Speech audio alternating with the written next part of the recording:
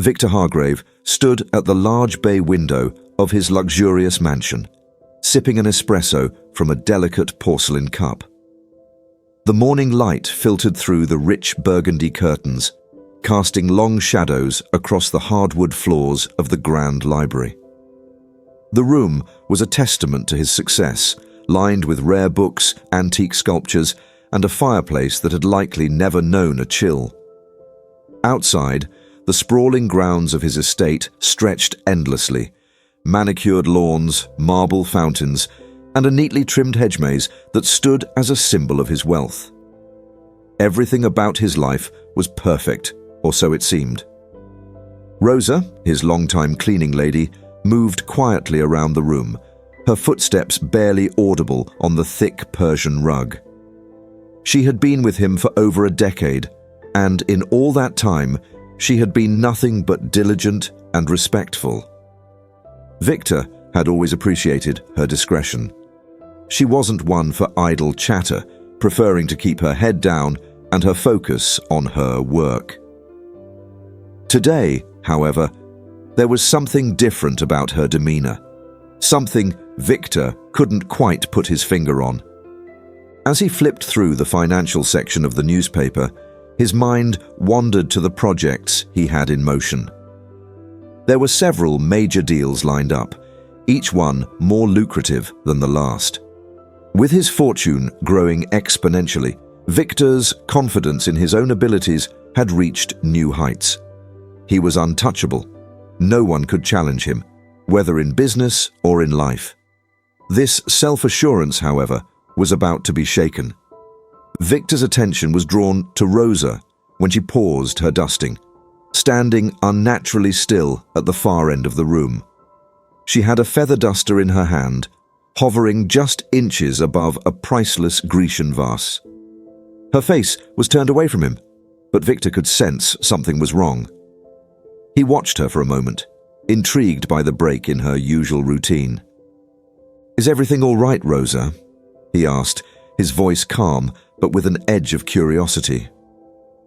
Rosa didn't respond immediately.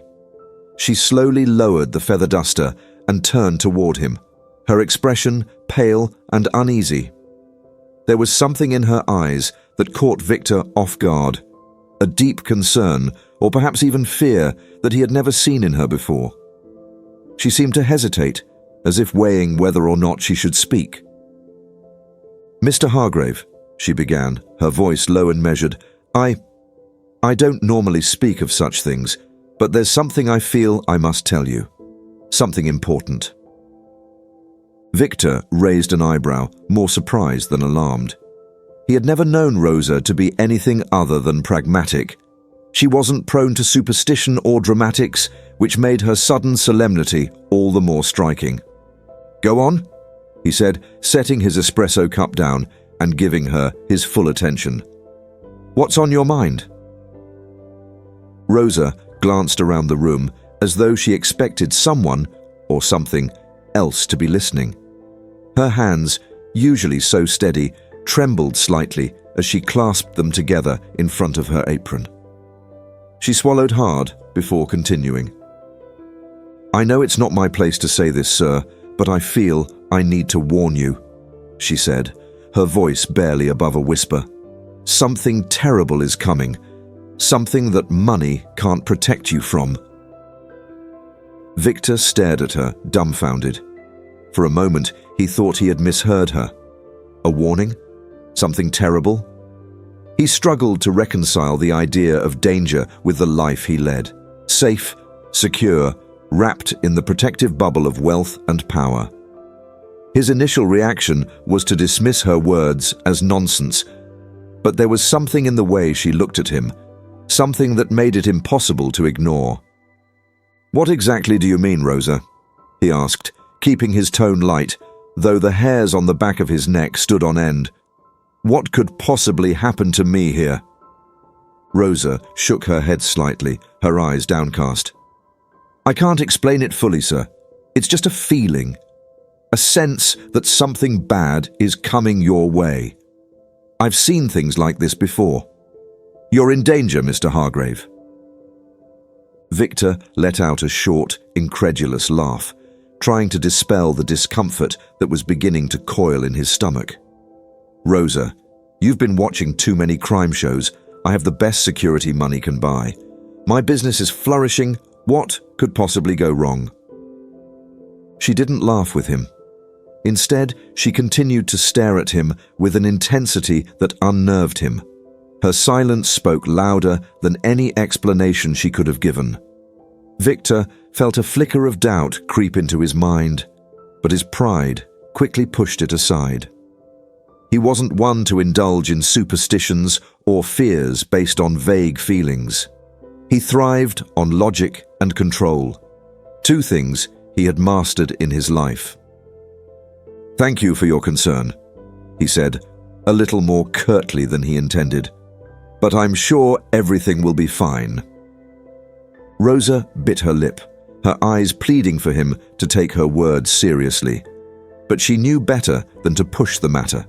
She had said what she needed to say. With a resigned nod, she turned back to her work, dusting the vase with mechanical precision, though her expression remained troubled. Victor watched her for a moment longer, unsure of what to make of the interaction. He picked up his espresso cup again, though the taste was now bitter in his mouth. Her warning lingered in the air, unsettling the usual calm of his home. He tried to shake it off as he resumed reading his newspaper, but the words on the page seemed to blur. His mind kept drifting back to her words. What did she mean by danger? He had never seen Rosa so serious, so certain of something she couldn't explain. It gnawed at him, even though he knew he shouldn't let it. After all, he was Victor Hargrave, one of the most successful men in the city. He had everything under control. Yet, the more he tried to push her words out of his mind, the more they settled in, like a splinter lodged just beneath his skin. Hours passed, and though the mansion buzzed with the usual activity, staff preparing meals, meetings being arranged, Victor found himself distracted. Even during his afternoon conference call with his business associates, he found himself only half listening, nodding along to the conversation, but not fully present. The warning had triggered something in him, a latent anxiety he hadn't known was there. By evening, the mansion seemed quieter than usual. As Victor walked through the long corridors, past the portraits of ancestors he never knew, he couldn't help but feel a strange sense of foreboding. The mansion, which had always been his fortress of solitude, felt oddly cold and vast, as if something unseen was lurking in the corners. It was irrational, of course, but the feeling persisted nonetheless. He tried to shake it off, reasoning with himself that Rosa's words were nothing more than an overreaction, perhaps brought on by some personal issue she hadn't shared with him. Maybe she had had a nightmare, or maybe she had heard some gossip from the staff that had gotten into her head. Whatever the case, it wasn't his problem. He was a rational man, grounded in reality. But as he made his way up the grand staircase to his bedroom, the house seemed to echo with an unusual silence. The usual sounds of the evening, the ticking of clocks, the hum of the HVAC system, even the distant clatter from the kitchen, seemed to have faded into an unnatural stillness. It was as though the very air in the mansion had changed. Victor paused at the top of the stairs, looking down at the vast entrance hall below. The grand chandelier hung above, casting soft light on the marble floors. Everything looked the same, and yet there was an unmistakable sense that something was off. Rosa's warning echoed in his mind louder now. Something terrible is coming. Victor clenched his jaw, forcing himself to continue onto his bedroom. He refused to let fear take root in his mind. Whatever had unsettled Rosa didn't matter. His life was perfectly under control. The next morning, Victor woke with a start, his heart pounding in his chest. He couldn't remember what he had been dreaming about, but a lingering unease sat heavily in his gut. The curtains in his bedroom were drawn tight, keeping out the sunlight, and the room felt stifling. He threw off the silk sheets and sat up, rubbing his temples. His bedroom, as opulent as any other room in the mansion, felt suffocating today. The oversized bed with its intricately carved posts, the velvet chaise lounge by the window, even the gold-framed mirror on the wall, all of it seemed to press in on him. For a moment, he sat there, his bare feet on the cold marble floor, feeling oddly vulnerable despite the layers of wealth that surrounded him. Rosa's words from the day before echoed in his mind. Something terrible is coming. He shook his head, trying to dismiss the thought. It was ridiculous. He had gone to bed determined to forget about it. But now, in the quiet of the morning, the memory gnawed at him. He found himself wondering why her warning had gotten under his skin so much. Rosa was a loyal employee, but she wasn't someone he took advice from, especially not advice laced with vague superstition. Victor stood and crossed the room to open the curtains. The morning light streamed in, instantly lifting some of the oppressive weight from the room. Outside, his vast estate stretched out in all directions. Immaculate gardens, stone pathways, and the glistening surface of the swimming pool beyond the trees. It was a view he had taken for granted over the years, but today it felt oddly detached, as if it belonged to someone else. He dressed quickly, pulling on his tailored suit and fastening his silver cufflinks with methodical precision.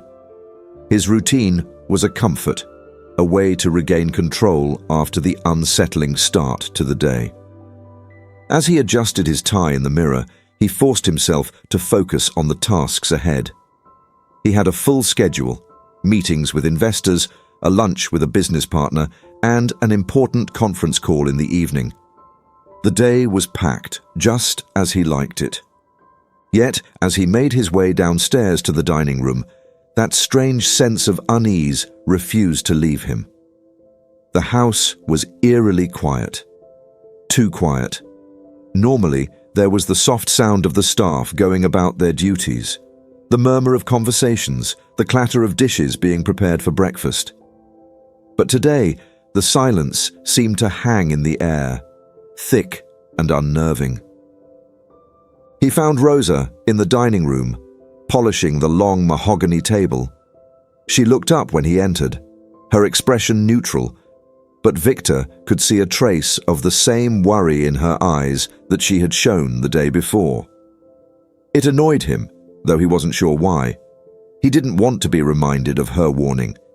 He didn't want to start his day with that unsettling thought hanging over him.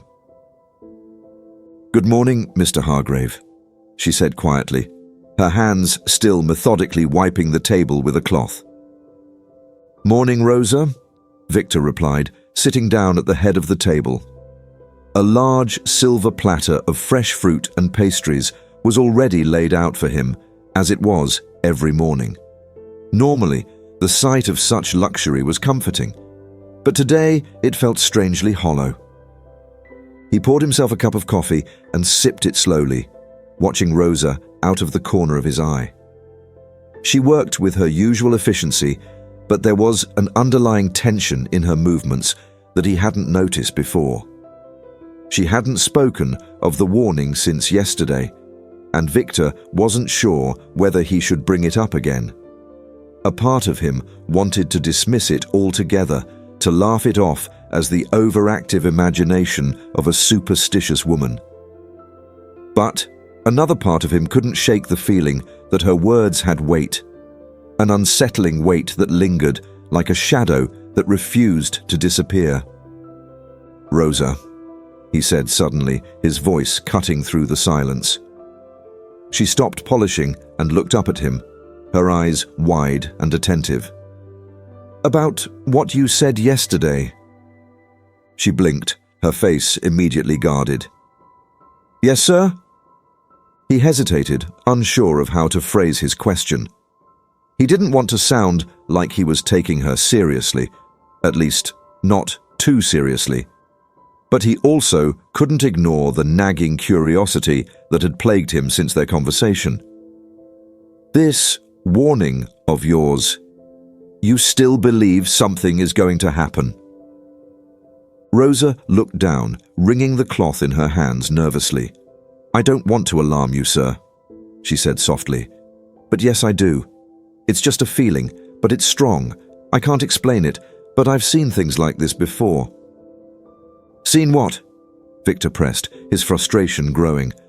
"What exactly are you talking about?" She seemed to struggle for words, her brow furrowed in concentration. "It's hard to explain, sir. I've worked in homes like this before, with people like you, powerful people, wealthy people, and sometimes things happen. Unexplainable things. It's almost like a curse." Victor snorted, shaking his head. "A curse? Rosa, come on. This isn't some fairy tale." "I know it sounds ridiculous," she said quickly, her voice rising slightly, "but it's not just superstition. I've seen people lose everything because they ignored the signs. Sometimes it's bad luck, sometimes it's worse. But it always starts small, an uneasy feeling, strange occurrences, and then it escalates." Victor stared at her, torn between disbelief and a creeping sense of dread. She was serious, dead serious, and that was what unnerved him the most. Rosa wasn't prone to flights of fancy. She was a practical woman, someone who had always seemed grounded in reality. Yet here she was, speaking of curses and warnings as though they were real. "Look," Victor said, trying to sound calm, but unable to hide the edge in his voice. "I appreciate your concern, but I'm not going to lose everything. My business is solid. My life is secure. There's nothing to worry about." Rosa nodded slowly, but her eyes didn't reflect the same certainty. "I hope you're right, Mr. Hargrave," she said quietly. "But please, just be careful." With that, she resumed polishing the table, leaving Victor to his thoughts. He finished his breakfast in silence, the food tasteless in his mouth. As he pushed his plate aside, he stood abruptly, unable to sit still any longer. The house felt stifling again, like it was closing in around him.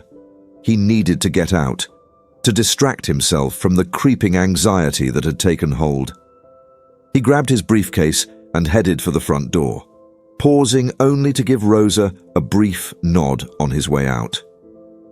She didn't say anything, but he could feel her eyes on him as he left. The fresh air hit him as soon as he stepped outside, and for the first time that morning, he felt a small sense of relief. His driver was waiting by the sleek black Bentley, the engine already running.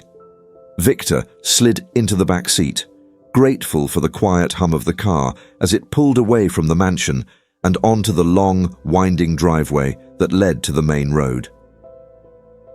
As they drove, Victor tried to focus on the day ahead.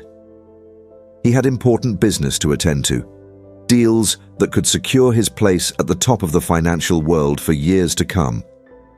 He couldn't afford to be distracted by silly warnings or irrational fears. And yet, no matter how hard he tried to push it away, Rosa's voice kept creeping back into his mind. "I've seen people lose everything." Victor stared out the window as the car sped through the countryside, the sprawling estates and manicured lawns blurring into a haze of green and gold. His life had always been carefully controlled, every decision calculated to maximize his wealth and power. He didn't believe in fate or curses. He believed in hard work and strategy. But still, Rosa's words clung to him, a persistent whisper in the back of his mind. When they arrived at his office building, a towering glass structure that reflected the blue sky above, Victor felt a small sense of normalcy return. Here, in the world of business and finance, everything made sense. There were rules, systems, numbers that could be controlled. He was in his element here. Yet, even as he stepped into the sleek lobby, greeted by the polite nods of his employees, the nagging feeling of dread wouldn't leave him. It clung to him like a shadow, following him into the boardroom where his business partners awaited him. The meeting went smoothly, at least on the surface. His partners presented updates, charts, projections, all showing positive growth. Victor nodded along, contributing where necessary, but his mind was elsewhere. His attention kept drifting, and for the first time in years, he found it hard to focus on the numbers that had always come so easily to him. By the time the meeting ended, Victor felt exhausted in a way that had nothing to do with work. As he returned to his office, he found himself pacing, his thoughts in turmoil. He had never been one to let anything shake him, not in business, not in life. But Rosa's warning had wormed its way into his mind, and no matter how hard he tried to ignore it, it refused to go away. Victor sat at his desk, staring at the city skyline through the floor-to-ceiling windows. He told himself it was all nonsense. He was Victor Hargrave, a man who had built an empire from the ground up. No curse, no vague feeling of danger could touch him. But as the sun began to set behind the skyscrapers, casting long shadows across his office, Victor couldn't help but feel that something had already shifted, something that was just beginning. The following morning dawned bright and clear, but Victor's rest had been anything but peaceful. He had tossed and turned throughout the night, haunted by restless dreams and nagging thoughts that refused to let him go. The elegant walls of his bedroom felt more like a prison than a sanctuary. Even the plush bed he had once loved felt uncomfortable, an unwelcome reminder of his unease. When he finally opened his eyes to the sunlight streaming through the curtains, he felt a dull ache in his chest that he couldn't quite shake. He pushed himself out of bed and stood by the window, looking out over his estate. The gardens were vibrant, filled with blooming flowers and lush greenery, but they did little to lift his spirits. He felt as though a storm was brewing just beyond the horizon, something dark and unsettling. Rosa's warning echoed in his mind again, a relentless mantra that sent prickles down his spine. Something terrible is coming. He shook his head, trying to banish the thoughts that clung to him. Determined to regain control of his day, he showered and dressed quickly, opting for a crisp navy suit that complemented his sharp features. He looked in the mirror, forcing himself to focus on the man staring back at him. He was a successful entrepreneur, respected and feared in equal measure. He had fought too hard to let some fleeting feelings of dread interfere with his life. As he made his way downstairs, the usual hustle and bustle of the mansion greeted him. The staff moved efficiently through their routines, and for a brief moment, Victor felt a sense of normalcy return. Rosa was in the kitchen, preparing breakfast, her brow furrowed in concentration. He caught a glimpse of her as he passed through the dining room, but he avoided her gaze. He didn't want to engage with her warnings again, didn't want to let her words seep into his thoughts for one more day. At the table, a sumptuous breakfast awaited him. Freshly squeezed orange juice, fluffy scrambled eggs, and buttery croissants. He sat down and began to eat, the familiar flavors grounding him momentarily. As he took a bite of a warm croissant, he could hear the faint clatter of dishes from the kitchen and the low hum of chatter among the staff. But then his phone buzzed on the table, cutting through the tranquility like a knife. It was a message from his assistant, Susan, reminding him of a crucial meeting with an important investor later that morning. Victor's stomach tightened. The pressure of maintaining his empire weighed heavily on his shoulders, and he could feel the stress coiling within him. He took a deep breath, trying to clear his mind, focusing instead on the task at hand. After breakfast, he decided to take a stroll through the gardens before heading to the office. Fresh air always helped him think, and perhaps he could shake off the lingering unease. Stepping outside, he found the gardens bathed in sunlight, the flowers swaying gently in the breeze. The path was lined with vibrant roses, their sweet scent filling the air. For a moment, he felt the tension in his shoulders ease, allowing the beauty of the morning to wash over him. As he walked, he thought about the investor meeting. It was crucial, one that could significantly bolster his company's prospects. The investor was known for his keen eye and, more importantly, his connections.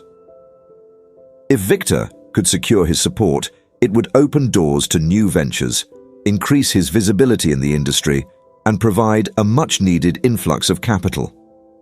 But as he continued down the path, he spotted something out of the ordinary, a shadow flitting between the trees at the far edge of the garden.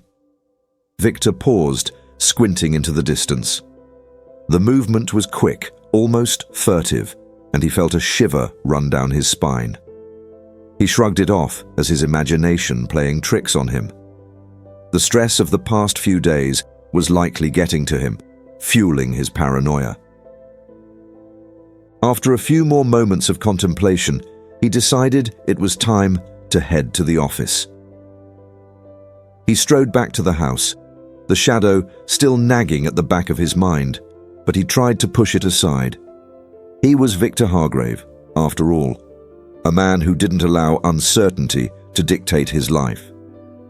Once inside, he grabbed his briefcase and made his way to the door where his driver was waiting with the Bentley. The car glided smoothly down the long driveway, and Victor took a moment to collect his thoughts. The streets were bustling with morning traffic, the city coming alive with energy. He watched the world go by, the bright lights and towering buildings reflecting his success, but still felt a strange heaviness settle in his chest. Arriving at the office, he was met by the familiar buzz of activity.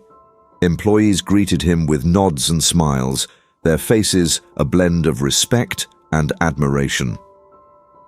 Victor moved through the lobby, trying to project confidence, but the knot in his stomach tightened with each step. He made his way to his office, the walls lined with accolades and photos from past triumphs, but the atmosphere felt different today, charged, almost electric. As he settled into his chair, his assistant Susan entered with a stack of files. She was efficient, sharp, and had been with him long enough to understand the demands of his job. "Good morning, Mr. Hargrave. Here are the projections for the upcoming quarter, along with some potential investor leads you might want to review before your meeting." "Thank you, Susan," he said, taking the files from her. He flipped through the papers, but his mind was elsewhere. Rosa's warning echoed again, a relentless reminder of the shadow that loomed over him. Just as he was trying to focus on the numbers, the phone on his desk buzzed. It was a call from the investor, Elliot Carter. Victor's heart raced as he answered. "Elliot, good to hear from you." "Victor, I hope you're ready for our meeting." Elliot's voice boomed through the receiver, brimming with enthusiasm. "I'm looking forward to discussing some exciting opportunities with you." "Absolutely," Victor replied, trying to inject his own enthusiasm into the conversation. "I've been reviewing the figures, and I believe we have a solid plan that aligns with your interests." Elliot launched into a detailed discussion about the investment landscape, and Victor did his best to keep pace. They discussed various projects and potential collaborations, and for a moment, Victor felt the familiar rush of adrenaline that came with making deals and securing funds. The meeting was invigorating, and he could feel his confidence returning. But just as he began to relax, a sudden crash echoed from the hallway outside his office, shattering the atmosphere. Victor's heart lurched in his chest, and he exchanged a glance with Susan. They both stood and rushed to the door, stepping into the corridor. The scene that greeted them was chaotic. One of the interns had knocked over a tall stack of boxes, papers spilling out and creating a mess on the floor. Victor felt a wave of frustration wash over him, but he quickly suppressed it, knowing that these things happened in a busy office.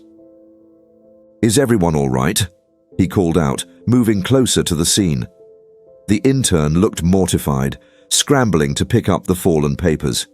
"Sorry, Mr. Hargrave, I didn't mean to—" "It's fine, just be careful next time," he said, his voice firm but not unkind.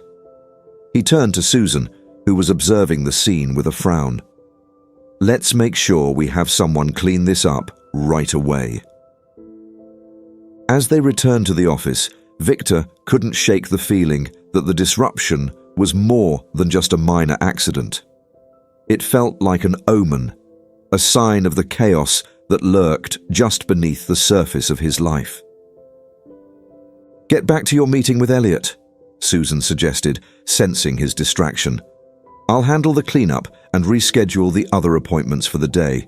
You need to focus on securing this investment." "Right," Victor said, sitting back down in his chair. He took a deep breath, forcing himself to concentrate. The meeting was important, and he couldn't afford to let anything distract him. Yet, as he picked up the phone to call Elliot back, a shadow flickered at the edge of his vision. He glanced out the window, but the bustling street below was filled with people going about their day. Nothing unusual. Yet, that sense of unease returned, deeper this time, a warning that he couldn't ignore. With determination, he pushed the feeling aside, redirecting his focus to the conversation with Elliot. They discussed numbers, strategies, and future prospects, but the energy in the room felt different. Victor was distracted, his mind racing with thoughts of the shadow in the garden, the crash in the hallway, and Rosa's ominous warning. After what felt like hours, the call ended, and Victor leaned back in his chair, feeling drained. The clock on the wall ticked away the minutes, and the day pressed on. He moved on to other business matters, but the nagging sensation lingered like a dark cloud hovering above him. Finally, as the afternoon rolled into evening, he wrapped up his work. He had accomplished a lot during the day, but the sense of impending doom remained. He decided to leave the office early, hoping that a change of scenery would help clear his mind. As he stepped outside, the sun was setting, casting a warm glow over the city. The world felt alive, the energy of the streets pulsating with life. But beneath that vibrancy, the shadow of his unease loomed larger. He climbed into the Bentley and instructed the driver to take him home. The drive was quiet, but as they neared the estate, Victor felt that familiar prickle of unease return. He glanced at the estate as they approached, his heart quickening. There was something waiting for him, something he couldn't quite identify. When the car pulled up to the mansion, he stepped out, ready to face whatever awaited him. He was determined to confront the unknown, to face the shadows that had begun to creep into his life. As he walked toward the entrance, he noticed a sleek black luxury car parked near the driveway. It gleamed under the fading sunlight, a stark contrast to the rest of his estate. Curiosity piqued, Victor approached the vehicle, inspecting it closely. The elegant lines, the luxurious interior. It was a car that exuded wealth and power, the kind of vehicle that commanded attention. But he hadn't ordered a new car. This was a surprise. His heart raced as he reached for the door handle, a mixture of excitement and apprehension swirling within him. Was this an omen or simply a coincidence?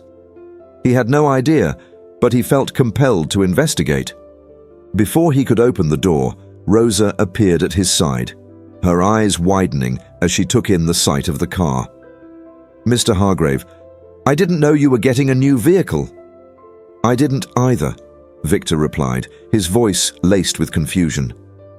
"Do you know where it came from?" Rosa shook her head, her expression serious. "I have no idea, but it feels unusual. You should be careful." The words hung in the air, a reminder of the warning that had begun to loom over him. As the sun dipped below the horizon, casting long shadows across the estate, Victor felt a shiver run down his spine. Whatever was happening, it was only just beginning, and he had a sinking feeling that the shadows were closing in. Victor stepped back from the sleek black luxury car, his mind racing. It loomed like an enigma on his driveway, its glossy exterior glinting under the last rays of sunlight. It felt alien and out of place, a symbol of something he couldn't quite grasp, but it was undeniably enticing. He glanced over at Rosa, who stood a few feet away, her face a mix of intrigue and concern. "Rosa," he said, his voice steady despite the whirlwind of thoughts in his mind. "Do you have any idea how this car got here?" "I don't know, sir. I just got here and saw it parked like this," she replied, her brow furrowing with worry. "But it's unsettling. It feels like it appeared overnight. Are you sure you want to get involved with it?" Victor felt a thrill of defiance surge through him. He had always relished the thrill of the unknown, the excitement of surprises, whether in business or in life. This was no different. "Why not? It's just a car," he said, stepping closer. He reached out to open the door, and Rosa's hand shot out, grabbing his wrist. "Mr. Hargrave, wait. Please be cautious." The urgency in her voice sent a chill through him. He pulled back slightly, unsure if he was being too reckless. "I appreciate your concern, but I can't let some vague feeling dictate my life. I need to know more about this." With a decisive tug, he pulled the door open. The interior was just as luxurious as the exterior suggested. Soft leather seats, polished wood accents, and a high-tech dashboard displayed a level of sophistication that left him breathless. He slid into the driver's seat, feeling the cool leather wrap around him like a comforting embrace. "Mr. Hargrave." Rosa's voice broke through his reverie. "What if it belongs to someone? What if it's a sign?" "I'll find out if it belongs to someone," he replied, already feeling the engine purr to life at his fingertips. He glanced at the key fob resting in the center console. Its sleek design hinted at exclusivity. He felt a sense of connection to this car, as if it had been waiting for him. He could already imagine the car cruising down the coastal roads, wind in his hair, the engine roaring beneath him. But even as he indulged in that vision, Rosa's worried expression stayed with him. A part of him wanted to brush off her fears as overreactions, but another part felt a nagging hesitation. "What's the worst that could happen?" he thought, almost mockingly. The thought flickered away as he pushed down on the ignition. The engine roared to life, a powerful sound that resonated deep within him. He turned to Rosa, who was watching him with wide eyes, a mixture of concern and fascination etched across her face. "I'm just going to take it for a spin. If there's any trouble, I'll come right back." With that, he put the car in gear and pulled out of the driveway, the tires gripping the asphalt with impressive traction. The mansion receded in the rearview mirror, its towering presence fading as he headed onto the open road. As the city whizzed by, Victor felt an exhilarating rush of freedom. The car handled like a dream, gliding smoothly over the pavement as he accelerated. He rolled down the window, letting the cool evening air rush in, invigorating and refreshing. He drove without a destination in mind, the streets illuminated by flickering lights, but he couldn't shake the feeling that he was being drawn into something much larger than himself. Yet, with each turn, he could feel that initial thrill start to wane, replaced by a subtle sense of apprehension. Rosa's warning lingered like a ghost in the back of his mind. What if the car was a trap? What if it had ties to someone from his past? But he quickly dismissed those thoughts, telling himself that he had worked hard for everything he owned, that he was above such superstitions. He decided to take the scenic route, heading toward the coastline. As he drove along the ocean road, the horizon stretched endlessly before him, the crashing waves against the rocky shore creating a mesmerizing rhythm. The view was breathtaking, the sun beginning to dip into the ocean, casting a golden hue across the water. Pulling over at a secluded spot, Victor exited the car and stepped closer to the edge of the cliff, breathing in the salty air. He felt invigorated, alive in a way that he hadn't felt in a long time. The vastness of the ocean before him was liberating, and for a fleeting moment he allowed himself to forget about the shadows that had begun to cloud his life. Just as he began to relax, a sudden sound broke through the serenity. A ringing phone. He pulled it from his pocket, glancing at the screen. It was Susan, and the urgency in her voice when he answered made his stomach drop. "Mr. Hargrave, I'm glad I reached you. There's been a situation. I didn't want to interrupt your meeting, but you need to come back to the office. Now." "What kind of situation?" Victor's voice was clipped, the earlier calm slipping away as concern flooded in. "There's been a breach, and it seems related to your account," she said, her tone frantic. "I think someone might be targeting you. You need to be careful. There are rumors. People are talking about unusual activity tied to your name." His heart raced. "What do you mean, unusual activity? What rumors?" "There's speculation about a potential security threat, Victor. I need you to come back. It's serious." "Okay, I'm on my way," he replied, trying to keep his voice steady, but dread was pooling in his gut. He glanced back at the car, the once exciting luxury vehicle now feeling more like a potential trap.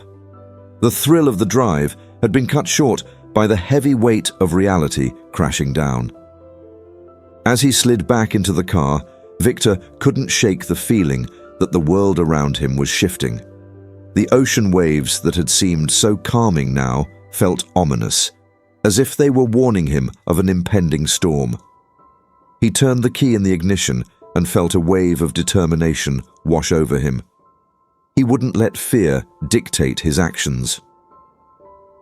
The drive back to the office was tense, every sound magnified in his ears, the hum of the engine, the rush of the wind, the pounding of his own heartbeat. He navigated the familiar streets with precision, his mind racing with possibilities and concerns. What did Susan mean by breach? What kind of threat could possibly be linked to him? He arrived at the office and rushed inside, his heart pounding as he made his way to his suite. The atmosphere was thick with tension. The usual buzz of activity seemed muted, employees casting worried glances as he passed. Susan was waiting at his office door, her expression grave. "Victor," she said, her voice low, "I need to show you something." He followed her into the office, where she pulled up a series of documents on her computer screen. "This is what we found," she said, pointing to a series of financial transactions that were flagged as suspicious. "It looks like someone has been attempting to siphon funds from your accounts. We don't know how they gained access, but it's clear they're targeting you." Victor felt the blood drain from his face as he scanned the documents. "How is this possible? I have security measures in place. This shouldn't be happening." "I know, but we need to take immediate action. I've already contacted IT to investigate the breach, but we need your authorization to put a stop to these transactions," she explained. "If we don't act fast, we could lose a significant amount of money." He nodded, feeling the weight of responsibility settle heavily on his shoulders. "Do whatever it takes to secure the accounts. I can't afford to let this go any further." Susan quickly typed up an authorization letter, her fingers flying over the keyboard. "I'll also reach out to our legal team. We need to be prepared for any backlash." Victor ran a hand through his hair, feeling the pressure mounting. It was like a dark cloud had descended upon him, suffocating in its intensity. He couldn't shake the feeling that this was somehow connected to Rosa's warning, that the chaos he had tried to ignore was finally catching up with him. Just as Susan was about to send the email, there was a sharp knock at the door. It swung open to reveal Elliot Carter, the investor he had spoken with earlier. Victor felt a rush of relief and concern all at once. "Elliot, good to see you," he said, trying to project calm. "Victor, I was just passing through and heard some commotion. Is everything all right?" Elliot's eyes darted between Victor and Susan, sensing the tension in the room. "Not really," Victor admitted, taking a deep breath. "We've encountered a security breach. I need to resolve it before it escalates." Elliot raised an eyebrow, concern etching deeper lines on his face. "I understand how serious that can be. Let me know if you need any assistance. I have connections that could help." "Thank you," Victor said, appreciating the offer, but feeling the pressure of the situation weigh down on him. "I may take you up on that." With a nod, Elliot stepped back, allowing Victor a moment to collect his thoughts. He felt his phone buzz again in his pocket, the vibration jarring him from his thoughts. Pulling it out, he saw a message from Rosa. "Mr. Hargrave, something strange is happening at the estate. Please come back as soon as you can." A fresh wave of unease washed over him. "I need to head back to the mansion," he said abruptly, his eyes flicking between Susan and Elliot. "There's something going on there that I need to address." "Are you sure that's wise?" Susan asked, her concern evident. "I can't ignore it," Victor replied firmly. "I need to figure out what's happening before it spirals out of control." Elliot placed a hand on Victor's shoulder, grounding him in the midst of the storm brewing around them. "Take care of yourself, Victor. I'll be here if you need me." Victor nodded, his resolve hardening as he exited the office. He rushed back to the parking garage, each step filled with urgency. The air was thick with anxiety, a feeling of impending danger pressing down on him. He approached the luxury car, his mind racing with thoughts of what awaited him back at the estate. As he slid into the driver's seat, he couldn't shake the feeling that the car, the unexpected gift, was somehow intertwined with the unfolding chaos. What was meant to be a simple joyride had turned into a harbinger of trouble, a catalyst that had pulled him into a web of threats and uncertainty. He navigated the streets with determination, each turn bringing him closer to the mansion. The setting sun cast eerie shadows along the road, heightening his sense of dread. What awaited him inside? What did Rosa mean by something strange? As he pulled up to the estate, he was greeted by an unsettling silence. The normally bustling grounds were eerily quiet, the staff nowhere to be seen. The front door loomed before him like a portal to an unknown realm, and he hesitated for just a moment, heart pounding in his chest. With a determined breath, he stepped out of the car, the evening chill brushing against his skin. He made his way to the entrance, but before he could reach for the door, he noticed something odd on the ground. A small, crumpled piece of paper fluttered in the wind. He bent down to pick it up, his heart racing as he unfolded it. The note was hastily scribbled, barely legible, but the message was clear. "You're in danger, Victor. Trust no one." His breath caught in his throat, a surge of adrenaline coursing through him. He looked around, scanning the grounds for any sign of movement. Had someone left this here? Who had written it, and why? The feeling of being watched returned, prickling at the back of his neck. Tucking the note into his pocket, he pushed the door open and stepped inside the mansion, his senses on high alert. The grand foyer greeted him with its familiar opulence, but tonight it felt foreboding, shadows stretching across the marble floors. "Rosa," he called out, his voice echoing in the silence, "are you here?" He moved deeper into the house, glancing into rooms as he went. The living room was dimly lit, and as he approached, he noticed something strange. The usually pristine coffee table was strewn with papers, as if someone had been rifling through them in haste. Victor's heart raced. What had happened in his absence? He stepped into the room, scanning for any sign of Rosa. "Rosa!" he shouted again, but there was only silence in response. Then he heard it, a faint sound coming from the kitchen. He moved toward it, his heart pounding louder with each step. As he entered the kitchen, he found it empty, but the back door stood ajar, the cool night air rushing in. Feeling a sense of urgency, he rushed outside, his breath catching in his throat as he scanned the garden. The moonlight illuminated the path, and he caught a glimpse of movement near the trees. His instincts kicked in, propelling him forward.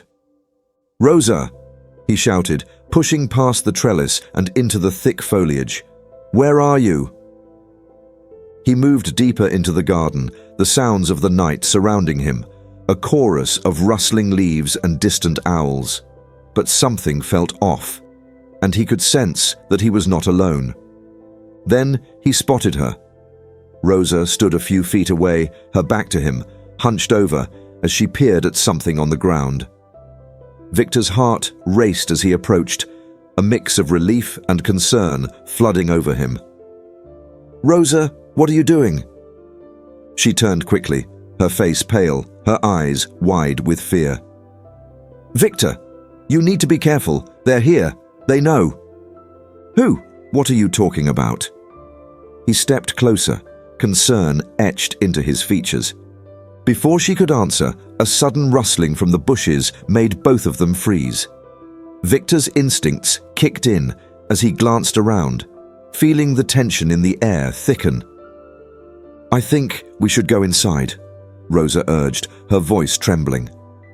But just as they turned to retreat, a figure emerged from the shadows. Tall, menacing, dressed in dark clothing that blended seamlessly with the night. Victor felt his heart drop as he recognized the danger that had materialized before them. The figure stepped closer, a smirk playing on their lips. "Well, well, Victor Hargrave, we've been waiting for you." The chill that swept over him was palpable. Everything he had brushed aside, every warning that had echoed in his mind, culminated in this moment. The shadows were no longer a distant threat. They had materialized into something real and menacing. "Who are you?" Victor demanded, trying to keep his voice steady despite the fear gnawing at him. The figure chuckled softly, a sound that sent shivers down his spine. "You'll find out soon enough. But know this, you should have listened to your cleaning lady." As the figure stepped closer, Victor felt the walls closing in around him, the weight of the night pressing down harder than ever. He glanced at Rosa, her expression mirroring his own fear, and realized that this was just the beginning of a confrontation that would change everything. As the figure stepped closer, Victor felt the walls closing in around him, the weight of the night pressing down harder than ever. He glanced at Rosa, her expression mirroring his own fear, and realized that this was just the beginning of a confrontation that would change everything. The air was thick with tension as the figure stepped forward, their presence radiating a chilling sense of foreboding. Victor felt the hairs on the back of his neck stand on end, instinctively placing himself in front of Rosa, a protective reflex that emerged without thought. "What do you want?" he demanded, his voice firmer than he felt inside. The figure chuckled again, a low and disquieting sound that echoed in the stillness of the garden. "You're in over your head, Hargrave. You thought you could just play in the big leagues without consequences?" Victor's mind raced, trying to piece together the words, the threat behind them. "Who are you?" He pressed again, his heart pounding. "What do you know about me?" "Oh, I know everything," the figure replied, stepping further into the moonlight, revealing a face that was partially obscured by a hood. They were lean, their sharp features hinting at a certain cold intelligence. "You're a millionaire who thinks he's untouchable, but there's a world beyond your money, a world you can't control." Rosa's grip tightened on Victor's arm, her fear palpable. "We need to call the police," she whispered urgently, her eyes darting around as if searching for an escape. "Not yet," Victor said, sensing that any sudden movement could escalate the situation. "We need to understand what they want first." The figure watched them with a calculated gaze, as if enjoying their apprehension. "Smart choice, Hargrave. But know this, you're playing with fire. There are forces at play that you can't even begin to comprehend." Victor's mind raced. The words felt loaded with meaning, the threat not just personal, but also systematic. "Why are you targeting me? What have I done?" he asked, searching for answers that seemed shrouded in mystery. "You have something that doesn't belong to you," the figure replied cryptically. "Something that was never meant for your hands. And you've made enemies in the process." "What are you talking about?" Victor asked, feeling a knot tighten in his stomach. "I've worked hard for everything I have. I haven't stolen anything." The figure leaned closer, their voice dropping to a conspiratorial whisper. "It's not just about your money, Hargrave. It's about the connections you've made, the deals you've brokered. You've stepped on too many toes, and now they want retribution. They've sent me to make sure you understand the consequences." Victor's heart raced as realization began to dawn. Was this linked to the breach Susan had mentioned? Had his business dealings stirred up something far more dangerous than he had anticipated? "And what do you expect me to do?" he challenged, trying to regain some semblance of control over the situation. "Consider this a warning," the figure said, straightening. "You have until the end of the week to make things right, or face the repercussions. I suggest you start watching your back." With that, they turned on their heel, vanishing into the shadows as swiftly as they had appeared. Victor's heart raced, adrenaline coursing through his veins as he grasped what had just transpired. He turned to Rosa, whose face mirrored his shock and fear. "What just happened?" she gasped, her voice barely a whisper. "I don't know," Victor admitted, his mind reeling. "But it's clear we're in deep trouble." As they stood there in the darkness, Victor felt a wave of determination wash over him. He had built his life on the principles of hard work and integrity, and he wasn't about to let some mysterious figure dictate his fate. "We need to figure out who this person is and what they're after," he said resolutely. Rosa nodded, her fear transforming into a fierce resolve. "You're right. We need to gather information and act before they do. But we have to be careful. Whoever that was, they clearly have a network." "Agreed," Victor said, feeling the weight of responsibility settle heavily on his shoulders. He had to protect himself, but more importantly, he had to protect Rosa. The stakes had never felt higher, and he could no longer afford to be reckless.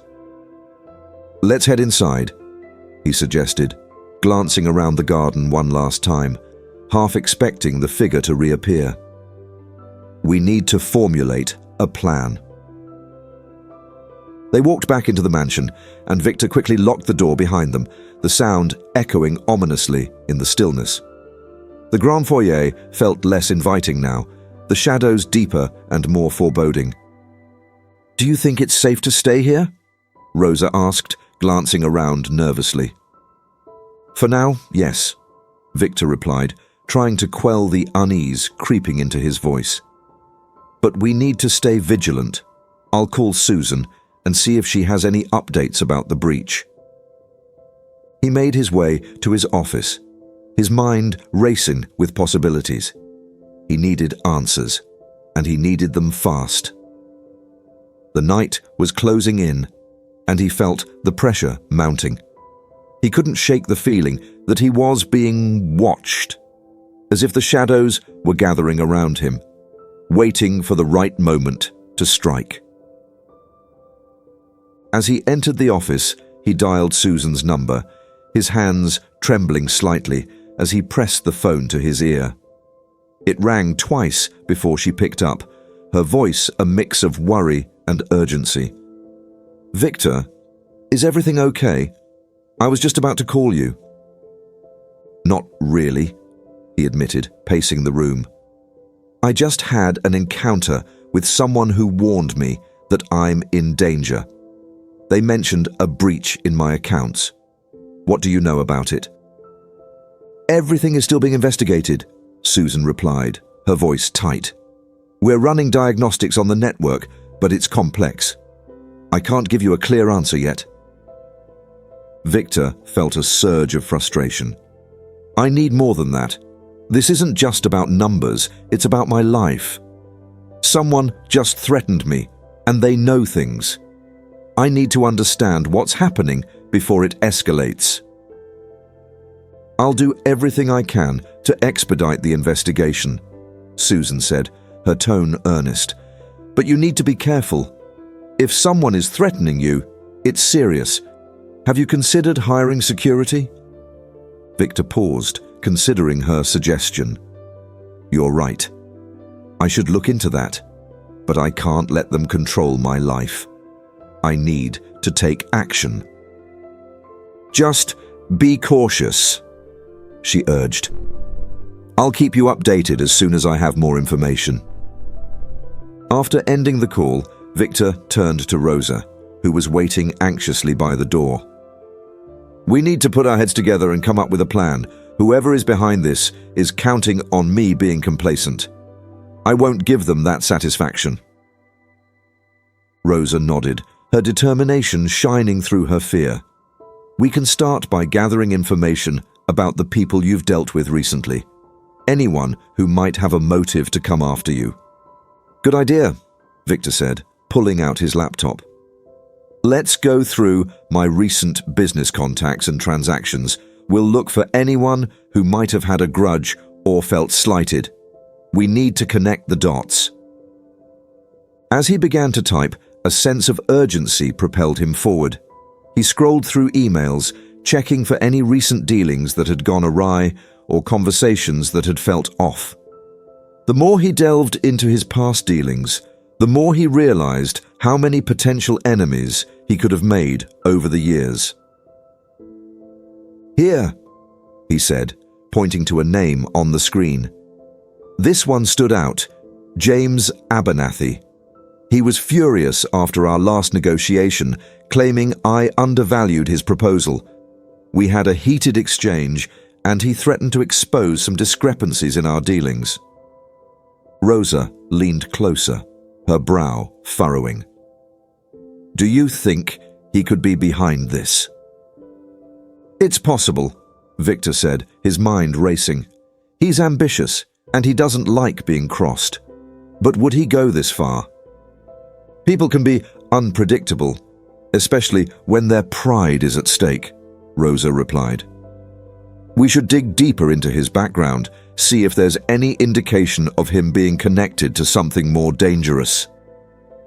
Victor nodded, pulling up a search engine. As they researched Abernathy, they stumbled upon articles detailing his connections to various business ventures, some legitimate and others more dubious. There were whispers of ties to organized crime, shadowy dealings that had left a trail of destruction behind him. "This is troubling," Rosa said, her voice low. "If he's connected to anything illegal, it could put you in even greater danger. He might have resources at his disposal that we don't even know about." Victor felt a surge of anxiety at the implications.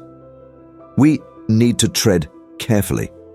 If Abernathy is involved, he'll have eyes everywhere. We can't be too open about our investigation." "What do you suggest?" Rosa asked, her eyes wide with determination. "First, we should meet with someone who knows the industry well, someone who might be aware of Abernathy's dealings." "I have a contact who might be able to help," Victor said, thinking of an old mentor who had weathered many storms in the business world. "Let's reach out to him, see what he knows," Rosa agreed. "We should also consider looking into hiring a private investigator. They could help us navigate this more discreetly." Victor felt the urgency of their situation weighing on him, but the idea of hiring someone to dig into his life felt like a violation. "We'll start with my contact first, then we can decide if we need additional help." They spent the next hour drafting an email to Victor's mentor, detailing the situation without revealing too much. As he hit send, Victor couldn't shake the feeling of impending doom that hung over them. The walls of his mansion felt like they were closing in, a fortress that had turned into a prison. Rosa turned to him, her expression a mix of concern and determination. "We'll get through this," she said, her voice steady. "We just need to stay one step ahead." Victor nodded, grateful for her support. He felt a sense of purpose beginning to take shape amidst the chaos. This was not just about defending himself anymore.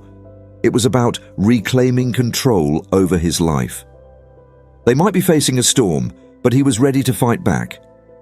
As the night wore on, they planned their next steps, piecing together a strategy that involved vigilance and careful maneuvering. They knew that danger lurked in the shadows, but they were determined to uncover the truth before it could consume them. Little did they know, the figure that had warned Victor was only the tip of the iceberg. The web of deceit surrounding them was far more complex than they could have imagined, and the game was just beginning. The early morning sun crept through the expansive windows of the mansion, casting long shadows that danced across the polished floors. Victor stood in the kitchen, his hands wrapped around a steaming mug of coffee, trying to shake off the lingering heaviness of the previous night's events. Each sip felt like a small comfort in a sea of uncertainty. He glanced over at Rosa, who was poring over the notes they had gathered the night before, her brow furrowed in concentration. "Have you heard back from your mentor yet?" she asked, not looking up from the pages spread across the table. "No, but I sent the email late last night," he replied, running a hand through his hair. "I figured he'd need some time to process it." Rosa nodded, her eyes darting across the various papers filled with names and potential leads. "We need to have a plan in place by the time he does respond. The longer we wait, the more time Abernathy has to act." Victor took another sip of coffee, the warmth spreading through him. "You're right. Let's go over our options again. We can't afford to make any mistakes." They sat down at the dining table, which was now littered with documents and notes, remnants of their sleepless night. Victor spread out the various names they had come across, along with Abernathy's information. "This guy has connections everywhere," he said, pointing at the paper.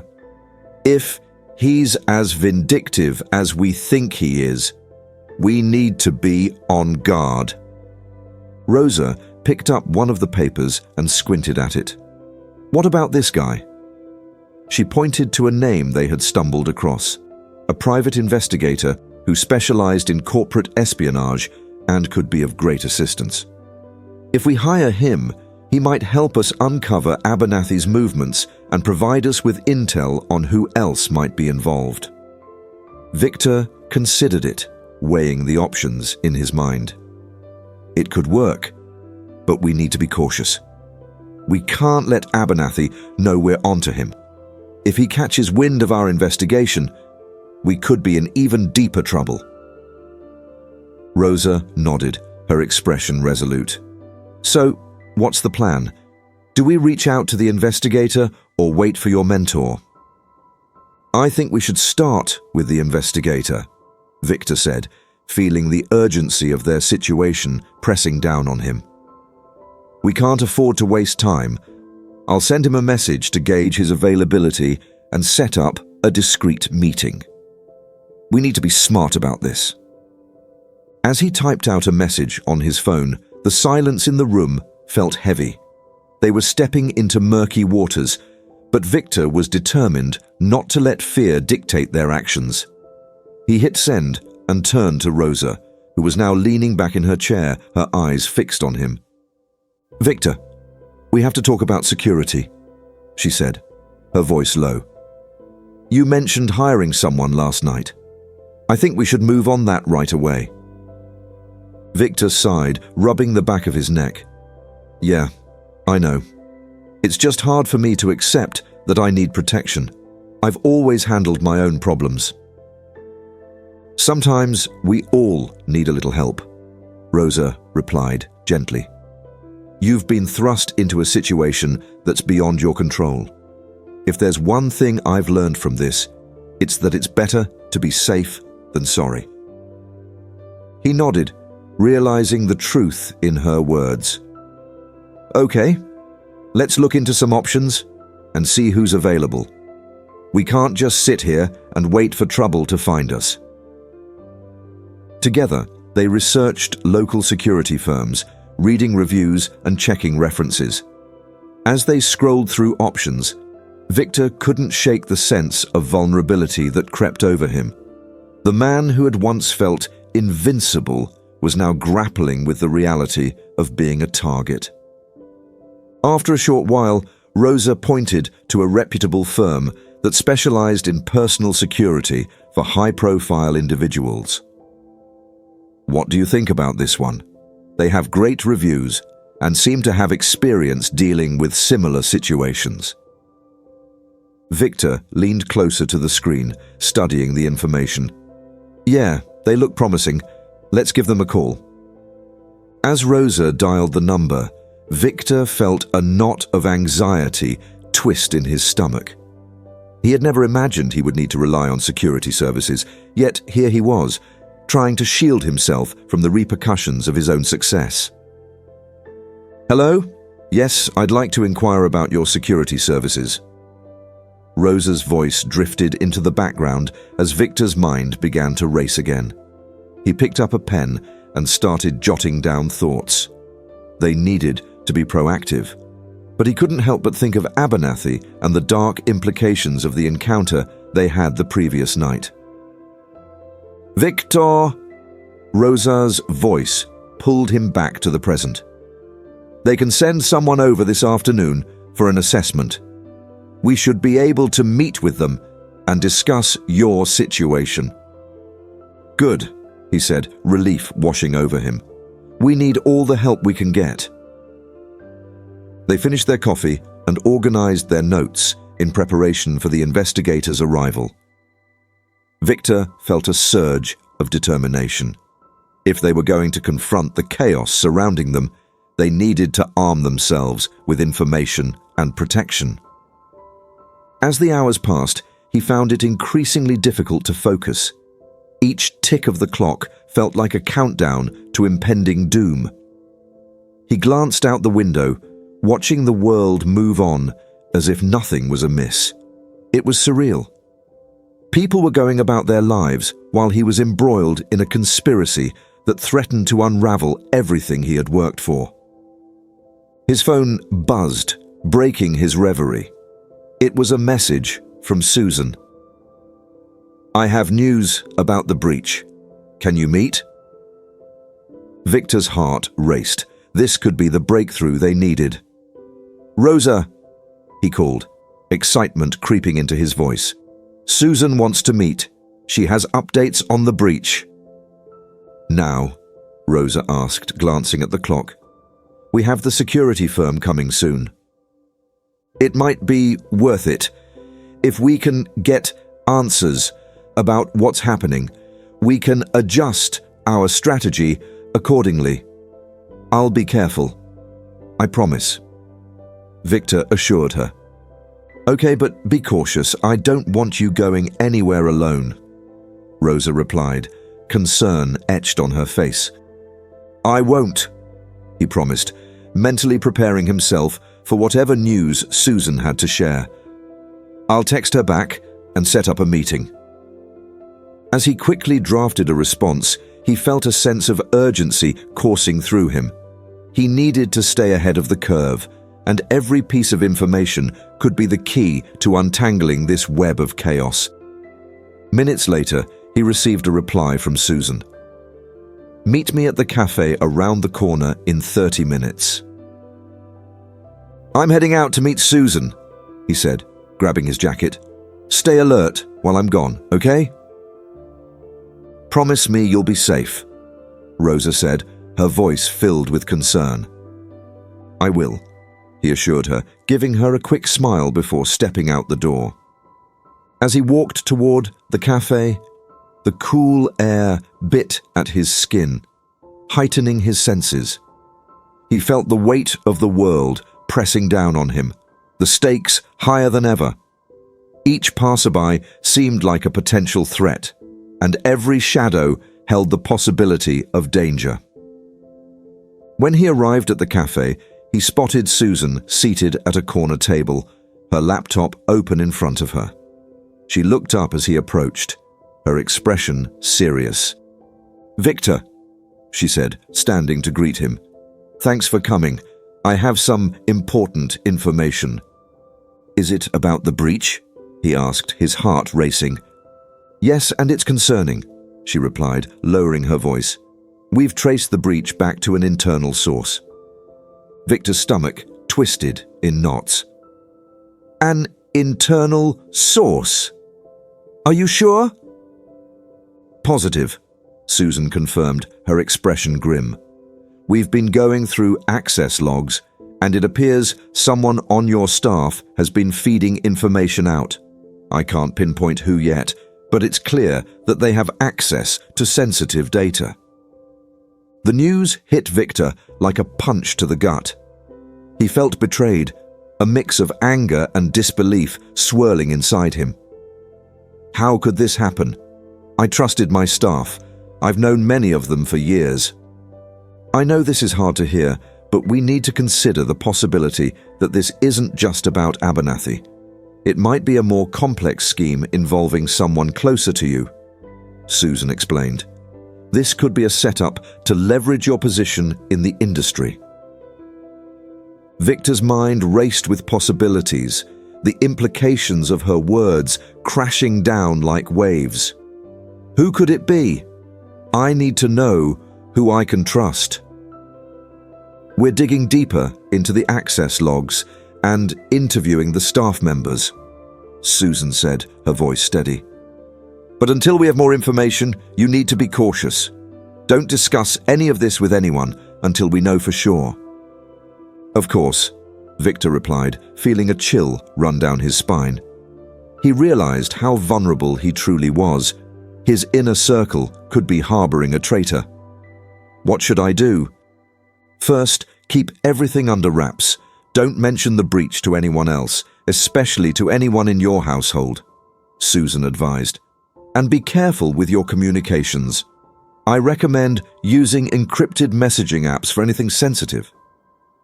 Got it, he said, a plan forming in his mind. What about the security? I'm meeting with a firm later today. Good idea. Having security will help you feel safer and provide an additional layer of protection as we figure this out, Susan replied. You should also consider implementing measures to monitor your staff's activities until we can identify the source of the leak. Victor nodded, the weight of responsibility heavy on his shoulders. He couldn't allow himself to be paralyzed by fear. He needed to take control of the situation. Thanks for the updates, Susan. I appreciate everything you're doing. Just stay alert, Victor. I'll keep you informed as soon as I have more intel, she said, her eyes filled with concern. After exchanging a few more words, Victor left the cafe, his mind spinning with the implications of what he had just learned. He felt like he was navigating a minefield, each step potentially leading to disaster. The shadows of betrayal loomed large, and he realized that trusting the wrong person could cost him everything. As he made his way back to the mansion, he was determined to approach the situation strategically. He couldn't let the fear of betrayal paralyze him. Instead, he needed to turn that fear into action. When he arrived home, Rosa was waiting for him in the foyer, her expression one of apprehension. How did it go? She asked, her voice laced with concern. Not good, Victor said, shaking his head. We have an internal leak. Someone in my staff is involved, feeding information out. I can't trust anyone right now. Rosa's eyes widened, the reality of the situation settling over them like a shroud. That's terrifying, Victor. What are we going to do? We need to keep this under wraps for now, he replied, feeling the gravity of their predicament. I'm meeting with the security team shortly, and then we can strategize our next steps. We need to figure out who we can trust. They both understood that time was of the essence. With Abernathy lurking in the shadows and a traitor among them, they were playing a dangerous game. The stakes had never been higher, and the clock was ticking down to the reckoning that awaited them. Let's stay sharp and vigilant, Victor said, feeling a newfound resolve. We'll get through this together, but we have to be smart about it. Rosa nodded, her expression fierce with determination. I'm with you, no matter what. As they prepared for the arrival of the security team, Victor felt a surge of adrenaline course through him. They were stepping into a world filled with uncertainty and danger, but they would not back down. Together, they would uncover the truth, confront the threats against them, and emerge stronger. The game was afoot, and Victor was ready to play. The doorbell rang, interrupting the tension in the air, sending a jolt through Victor. He exchanged a glance with Rosa, and they both instinctively knew that the time for waiting was over. Victor took a deep breath, steeling himself for what lay ahead, then moved to the door. Opening it, he was greeted by two imposing figures. One was a tall man with a buzz cut and an air of authority about him, while the other was slightly shorter but stockier, with a no-nonsense demeanor. The tall one extended his hand, a confident smile on his face. "Mr. Hawthorne, I'm Ryan. This is my partner, Lisa. We're with Fortress Security. Thanks for having us," he said, his voice deep and reassuring.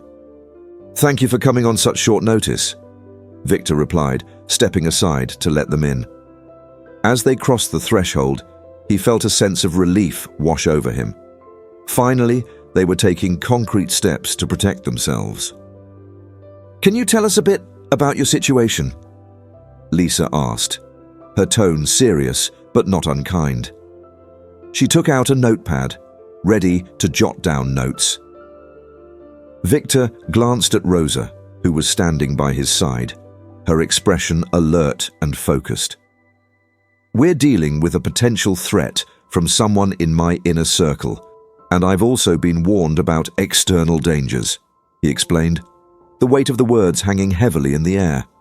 "I recently discovered that my business is under surveillance and that there's an internal leak of sensitive information."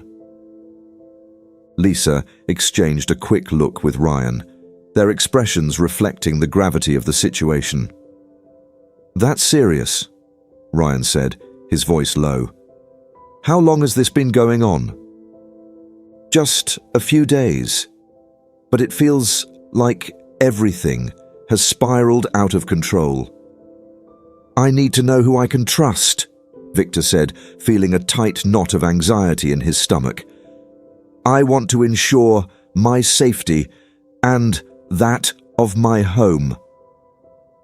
"Understood. We'll start by assessing your property and current security measures," Ryan said, glancing around the spacious foyer. "Then we can discuss immediate steps and long-term solutions." Rosa nodded, taking a step forward. "What do you recommend we do in the meantime? Is there anything we can implement right away?" Ryan glanced at Lisa, who was still taking notes.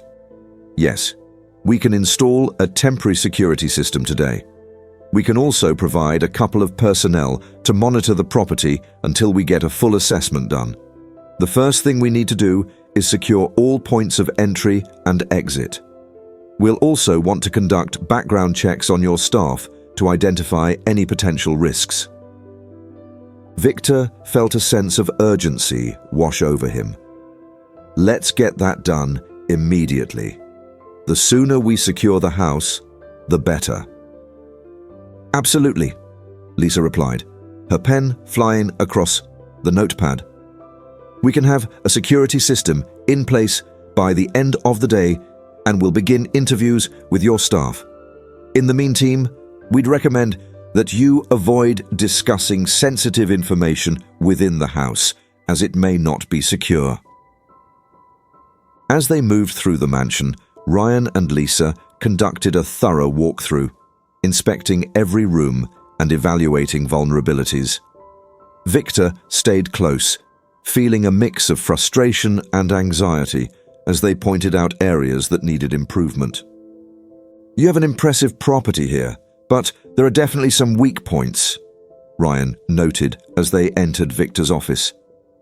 "The windows don't have any security measures, and this door should have a reinforced lock." Victor felt his heart sink. "I never imagined I would need these things. I've always felt safe here." "Many people don't think about security until it's too late," Lisa said sympathetically. "It's our job to help you change that. We'll work with you to ensure that you not only feel safe, but are safe." They moved into the living room, where the expansive windows offered a stunning view of the grounds. Ryan pointed out several potential access points. We recommend installing security cameras, not just for deterrence, but also to keep an eye on who comes and goes. If you have an internal issue, being able to identify who's around at all times will be crucial." "Agreed," Victor replied, realizing how naive he had been to think that his wealth alone could shield him from harm. "Let's get everything you recommend set up. I want to leave no stone unturned." As they discussed further improvements, Victor's phone buzzed in his pocket. He pulled it out and saw it was a message from Susan. "We need to talk. Urgent." His heart raced again, the implications of the message sending shivers down his spine. "Excuse me for a moment," he said, stepping away to respond to Susan. He texted back quickly, "I'm in a meeting with security. What's happening?" He watched as the seconds ticked by, his anxiety mounting. Lisa and Ryan were discussing additional measures, but Victor's mind was preoccupied with the potential threat Susan's message implied. His phone buzzed again. "I found something significant about the breach. Meet me at the cafe in 20 minutes." A sense of urgency surged through him. "I have to go meet Susan again. She's found something important about the internal leak." Ryan nodded. "That's fine. We can continue discussing security measures when you get back. Just make sure to stay alert." "I will," Victor replied, already feeling the pressure of the situation mounting. He quickly briefed Rosa on what was happening, and she nodded, concern etched on her face. "Be careful, Victor," she said, her voice barely above a whisper. "I will," he reassured her, giving her a quick smile before stepping out of the house, the weight of responsibility pressing heavily on his shoulders. As he drove to the cafe, he felt the familiar tension settle in his stomach. The world outside seemed normal, almost mundane, while he felt like he was in a swirling vortex of danger and deceit. He parked in front of the cafe and quickly walked inside, scanning the room for Susan. She was already seated at a table near the back, her laptop open in front of her. As Victor approached, he noticed the intensity in her expression. "Victor, thanks for coming," she said urgently as he sat down. "I found something that might change everything." "What is it?" he asked, leaning forward, eager for answers. "After digging through the records, I discovered that there's been a series of unusual transactions involving your company's accounts, specifically tied to Abernathy," she explained, her eyes locking onto his. "I think he's been using someone from your organization to siphon funds under the radar." Victor's stomach dropped. "You're serious?" "Very. The transactions appear to be in small amounts, enough to avoid triggering any alerts but substantial when viewed cumulatively," Susan said, her voice low. "We need to act fast before he realizes we're onto him." Victor felt the ground shifting beneath him. This could be it. If we can prove that Abernathy is behind this, it might be our way to turn the tables. Susan nodded, her expression grave. "But we have to be careful.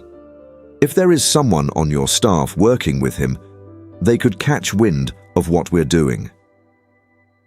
"Can you trace the transactions further?" Victor asked, desperation creeping into his voice. "I'm working on it," she replied, her fingers flying across the keyboard. "But I'll need your cooperation. We need to get access to your financial records and potentially pull in your financial advisor for insight. If they're involved, we might need to consider all possibilities." "I'll reach out to my advisor right away," Victor said, feeling a sense of urgency wash over him. "We can't let Abernathy get ahead of us." As Susan worked, Victor's mind raced with the implications. The thought of betrayal loomed larger than ever. How many people could he truly trust? Was someone close to him in cahoots with Abernathy? "Victor, I need you to prepare for the possibility that this could blow up in our faces," Susan said, interrupting his spiraling thoughts. "If we uncover the source of the leak, we have to be ready for retaliation from Abernathy and whoever is working with him. You must stay vigilant and protect yourself." "I understand," he replied, the gravity of her words settling over him like a heavy blanket. "I'll do whatever it takes." They spent the next few minutes going over the details, planning their next moves as Victor relayed the information he had gathered from Ryan and Lisa about the security measures. They needed a multi-pronged approach to tackle the threat from Abernathy while also addressing the potential internal betrayal. After wrapping up, Victor stood up, determination coursing through him. "I'll contact my financial advisor and get the necessary information for you. We need to close this loop quickly." "Good. I'll stay on top of the transactions and keep you updated," Susan said, her eyes serious. "Remember, trust no one right now. Every piece of information is critical." With a final nod, Victor left the cafe, the weight of his situation pressing down on him like never before. As he made his way back to the mansion, he felt a mix of anger and determination surging within him. He was no longer just a victim of circumstance. He was going to take control of the narrative. Back at the mansion, the atmosphere was thick with anticipation. Rosa looked up as he entered, her eyes searching his face for answers. "What did Susan say?" she asked, her voice barely above a whisper. "There's been a series of suspicious transactions tied to Abernathy. Someone inside the company is involved," he replied, the weight of the revelation hanging heavy in the air. Rosa's eyes widened, fear flashing across her face. "So it's worse than we thought." "Much worse," Victor said, feeling the resolve strengthen within him. "But we're going to uncover the truth. We'll expose Abernathy and whoever is working with him. I won't let him destroy everything I've worked for." As he spoke, Victor felt the tension around them shift, a collective determination binding them together. They would fight back against the shadows closing in on them, and together they would unveil the truth behind the betrayal that threatened to tear them apart. As he spoke, Victor felt the tension around them shift, a collective determination binding them together. They would fight back against the shadows closing in on them, and together they would unveil the truth behind the betrayal that threatened to tear them apart. As the night crept in, darkness settled over the mansion, wrapping it in a cloak of secrecy. Victor sat in his office, the soft glow of his desk lamp illuminating the stacks of documents that sprawled before him. The walls felt like they were closing in, pressing down on him as he navigated through spreadsheets filled with transaction data that Susan had forwarded. He was determined to find the leak, but each line of numbers felt like an enigma, a puzzle that taunted him with its complexity. Rosa stood nearby, her arms crossed as she watched him pore over the documents. "How are you holding up?" she asked, her voice gentle but tinged with concern. "I'll be okay. I just need to piece this together," he replied, rubbing his temples in frustration. "There has to be a connection somewhere. Abernathy wouldn't risk everything for a few small transactions unless there was something bigger at play." Rosa stepped closer, peering over his shoulder at the spreadsheets. "What if we think outside the box? Maybe we can approach this from a different angle." Victor paused, his gaze shifting from the screen to her face. "What do you mean?" Instead of just focusing on the money, what if we look at the timing of these transactions? Maybe they align with certain events or meetings within the company. If someone is feeding Abernathy information, it might coincide with when these transactions occur. It was a brilliant insight. Victor felt a spark of hope igniting within him. You're right.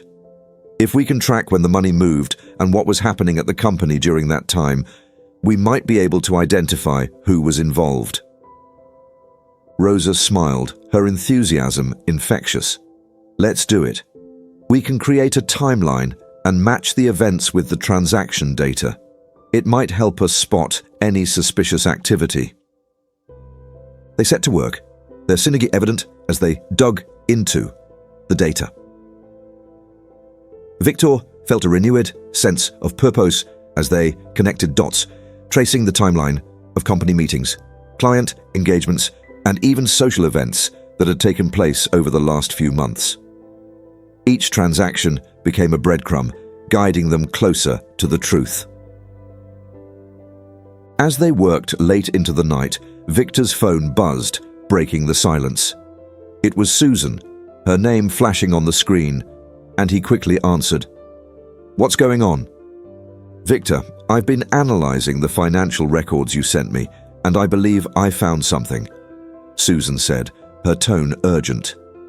"There are patterns in the transactions that indicate not only a potential internal leak, but also a direct connection to Abernathy's recent movements."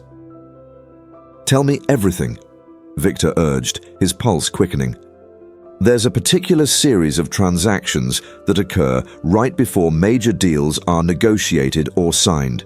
It's almost as if someone is giving Abernathy a heads up about what's coming," Susan explained. "I'm still gathering the details, but I suspect that whoever is leaking this information might be positioned very close to you." The gravity of her words hung in the air, and Victor felt a chill run down his spine. "You mean it could be someone in my inner circle?" "Exactly. If we can pinpoint the timing and the individuals involved during those transactions, we might uncover the source of the leak. I'll keep digging, but I need you to remain vigilant. Trust no one, not even those you're closest to." Victor glanced at Rosa, who was listening intently. He could see the realization dawning on her. "I understand. I'll keep you posted if we find anything on our end," he said, hanging up the call, his mind racing. "We're getting closer," he said to Rosa, feeling a surge of adrenaline. "We might have a solid lead on the leak." "Good," she replied, her eyes sparkling with determination. "Let's not waste any time. We should analyze the timing of those transactions right now." They worked methodically, their focus unwavering. As they pieced together the timeline, they discovered a pattern that aligned eerily with several high-profile meetings Victor had conducted in the past months. The transactions were not just sporadic. They followed a disturbing rhythm that sent chills down his spine. "Look at this," Rosa pointed at the screen. These transactions occurred right before the launch of the new product line. And here, this one happened right before you met with the investor group. It's almost like someone is using insider information to play both sides. Victor swallowed hard, his heart racing. So it's possible that Abernathy is not just working with someone on the inside. He might be manipulating them for his gain while undercutting us at the same time. He's playing a dangerous game. Exactly, and if we can uncover who it is, we could not only stop the leak, but also turn the tables on Abernathy, Rosa said, her enthusiasm palpable. Just then, Victor's phone buzzed again, interrupting their momentum. This time, it was Lisa from Fortress Security. "Victor, we've completed the initial assessment of your property," she said, her voice steady but serious.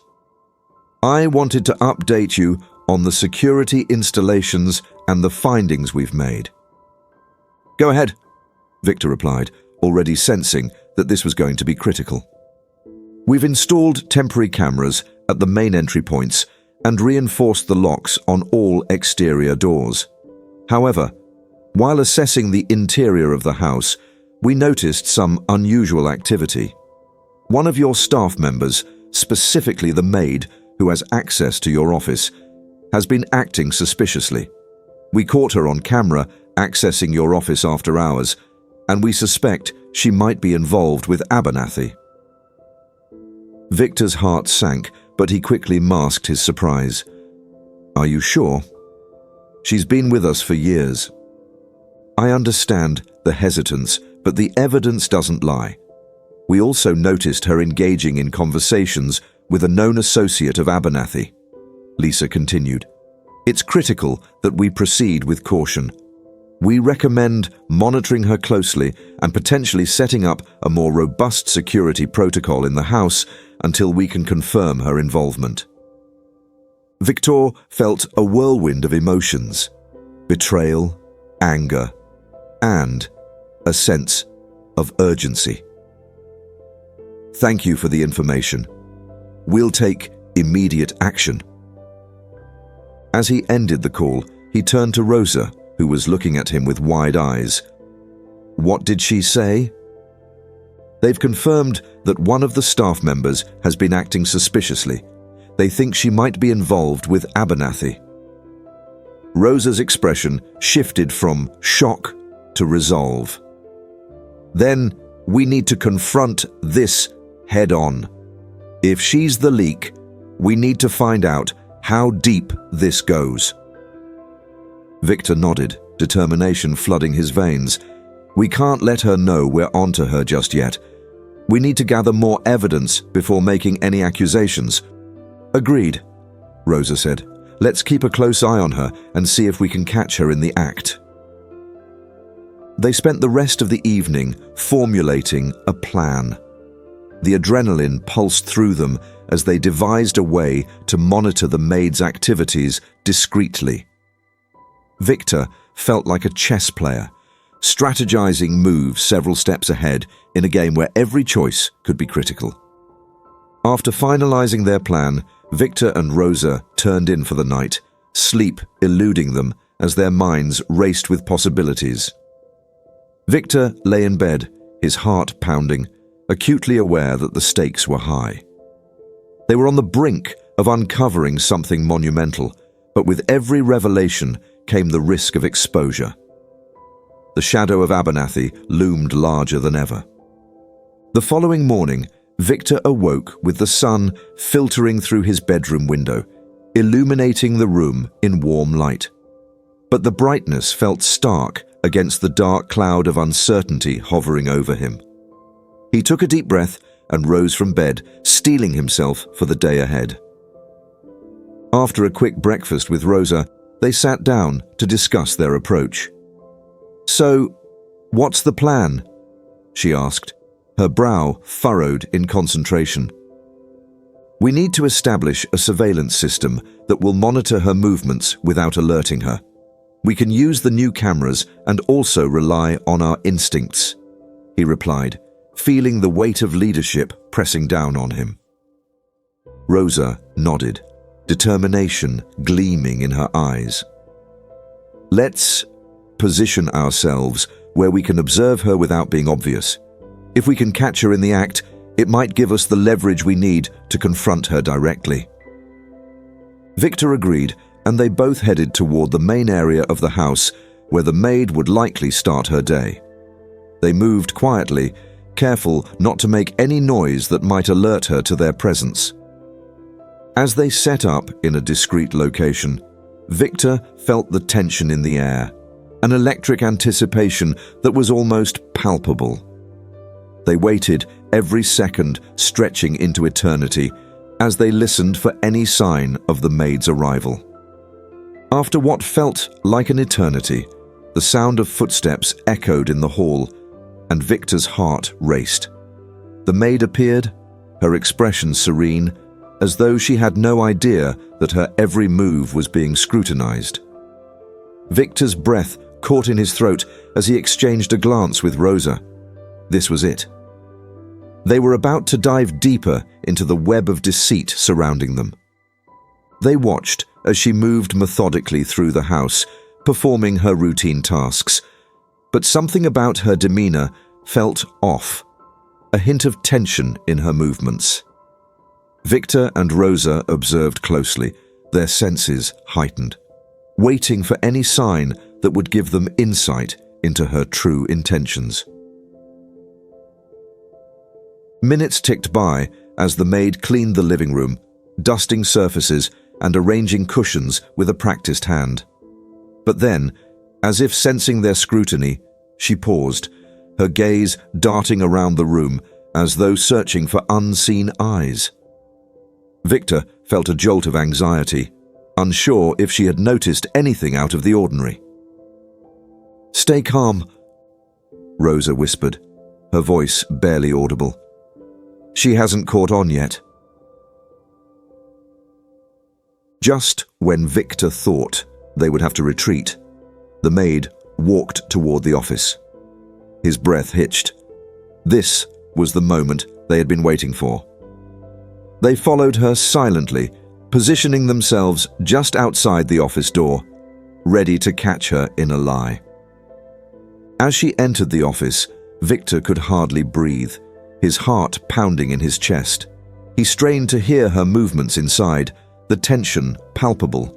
Suddenly, he heard the faint click of a drawer opening, and a sense of dread washed over him. He could feel Rosa tense beside him, both of them holding their breaths in anticipation. "Is she looking for something?" Rosa whispered, her eyes wide with anticipation. Victor nodded, keeping his gaze fixed on the door. Just then, they heard the unmistakable sound of paper rustling, followed by the soft thud of something hitting the desk. The maid was rifling through his documents, her movements hurried, as though she were in a rush to find whatever it was she sought. "Now's our chance," Victor said, his voice low but firm. "Let's move." With calculated stealth, they stepped into the office, catching the maid off guard. She turned sharply, her eyes widening in surprise as she froze mid-motion. "Mr. Hawthorne, I was just cleaning." Victor's expression hardened. "What were you doing in my office? And why are you going through my things?" "I was just tidying up," she stammered, her voice laced with panic. But Victor wasn't buying it. He could see the fear in her eyes, the way her hands trembled slightly. "Don't lie to me. We've been watching you," he said, stepping closer, his presence commanding. "You've been acting suspiciously, and I want to know what you're really doing." Rosa stepped in beside him, her demeanor fierce. "We have reason to believe you might be involved with someone who's been leaking information to Abernathy.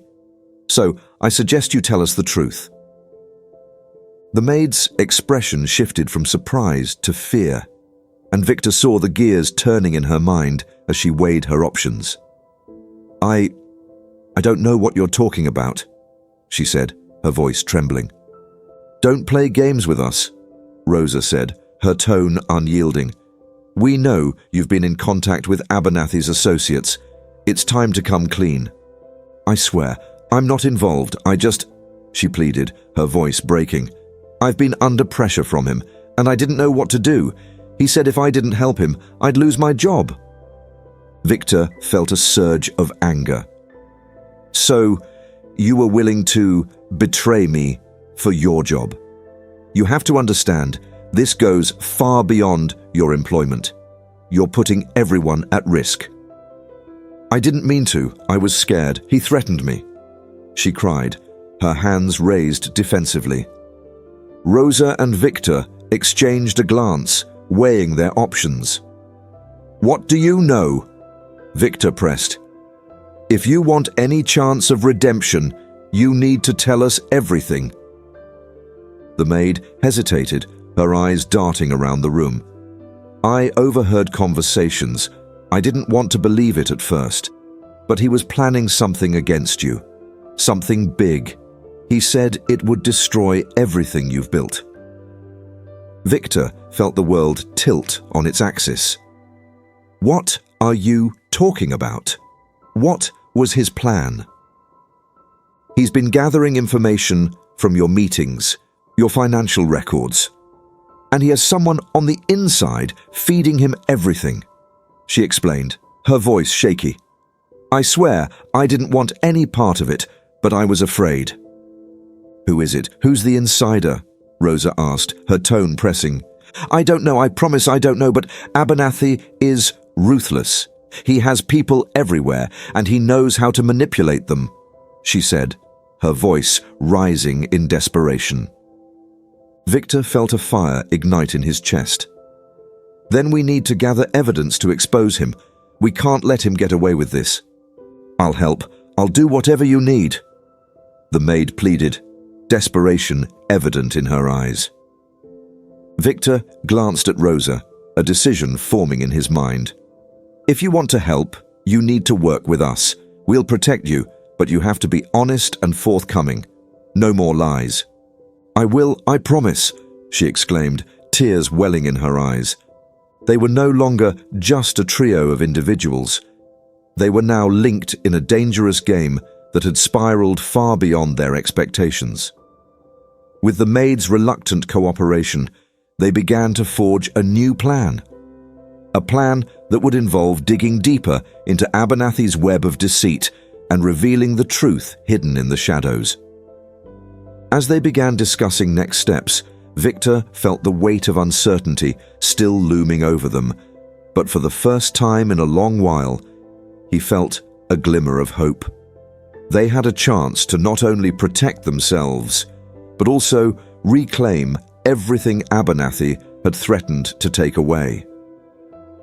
The game was far from over, and they were now determined to win. The sun climbed higher in the sky, casting rays of warmth that seemed to seep into the very foundations of Victor's mansion. But inside, the atmosphere remained charged with tension as Victor, Rosa, and the maid, whose name was revealed to be Clara, sat around the kitchen table, their faces illuminated by the soft morning light. Clara's hands trembled slightly as she recounted her experiences with Abernathy and the intricate web of deceit that had ensnared them all. I didn't think it would come to this, Clara said, her voice barely above a whisper. When I first started working for you, I was just looking for a stable job. But then Abernathy approached me with his offer. He said he could help me make more money. But I never imagined it would lead to this. Victor leaned in closer, his gaze piercing through Clara. What exactly did Abernathy want from you? How did he convince you to betray me? Clara swallowed hard, her eyes darting nervously. He said he could make my life easier. He promised me financial stability, a way out of the monotony of cleaning houses for the wealthy. At first, it felt harmless. I would just listen in on conversations and report back to him. I thought it was just business, but it quickly spiraled out of control. Rosa crossed her arms, her expression serious. And when did you realize that this wasn't just a simple arrangement? When did it become something dangerous? Clara's hands shook and she looked down at the table as if searching for the right words. It was when he started mentioning personal details about you, Victor. Things I hadn't told him. He knew about your investments, your meetings with potential clients. He was using that information to manipulate me into giving him more. Victor felt a knot tighten in his stomach. What kind of details? Things like the time you were meeting with the investors from Riverview Capital.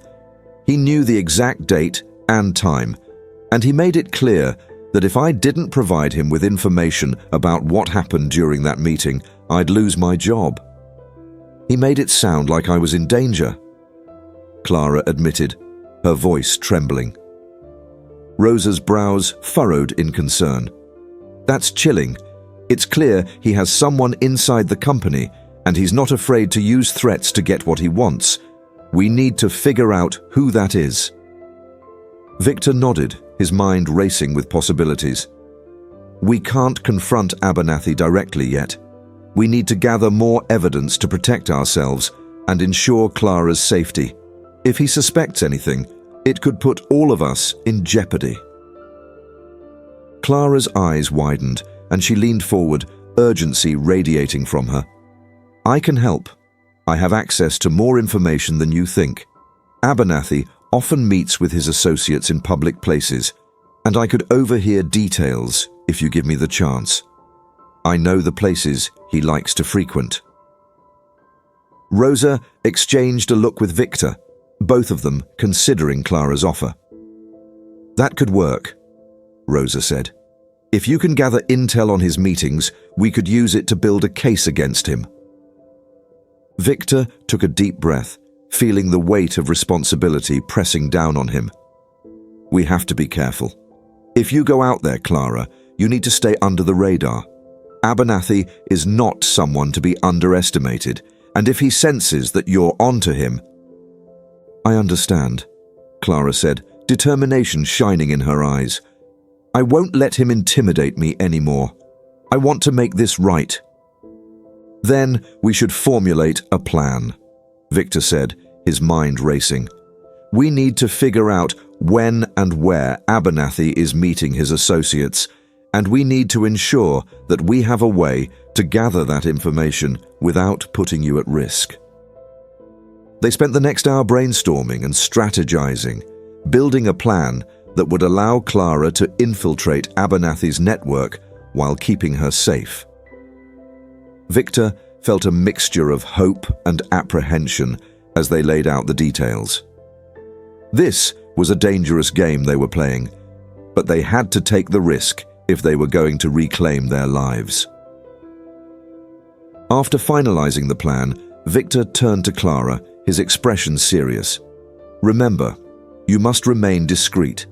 If Abernathy catches wind that you're working against him, he won't hesitate to retaliate. Do you have any contacts that could help you with this? Clara nodded slowly. There's someone I know who works at a nearby cafe. It's a popular place for Abernathy's meetings. I could go there and casually engage in conversation with the staff. They might have more insight into his schedule. Good thinking, Rosa said. If you can build rapport with them, it might give you the edge you need to gather information without raising suspicion. Victor felt a surge of optimism. Once you have something concrete, we'll regroup here. Until then, you should lay low and act like everything is normal. We'll be here to support you. With a newfound sense of purpose, Clara agreed to the plan. They finished their meeting and set their sights on the next phase. Victor and Rosa knew that time was of the essence, and they were acutely aware that Abernathy was likely plotting his next move. As Clara prepared to leave, Victor pulled her aside. You're doing the right thing by standing up against him. I want you to know that you're not alone in this. Clara smiled faintly, her eyes glistening with gratitude. Thank you for believing in me. I won't let you down. After Clara departed, Victor and Rosa sat in silence for a moment, the weight of the situation settling around them. What if she's caught? Rosa asked, worry creeping into her voice. We have to trust her instincts, Victor replied, his mind racing. But we need to remain vigilant. If Abernathy has eyes everywhere, we need to be on high alert ourselves. Rosa nodded, her brows furrowed in thought. What's our next step? We can't just sit back and wait for Clara to report back. We need to do our own reconnaissance, Victor said, an idea forming. We should investigate Abernathy's known associates and any recent dealings he has had. If we can uncover the identity of the insider, It will put us one step closer to taking him down.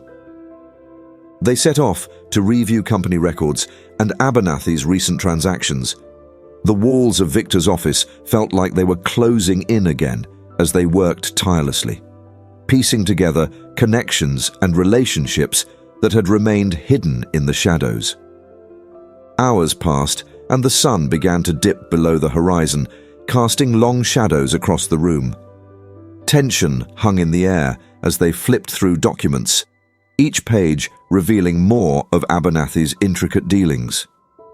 It became clear that Abernathy was not just a businessman, he was a puppet master pulling strings behind the scenes. "Look at this," Rosa said suddenly, pointing to a series of emails on the screen.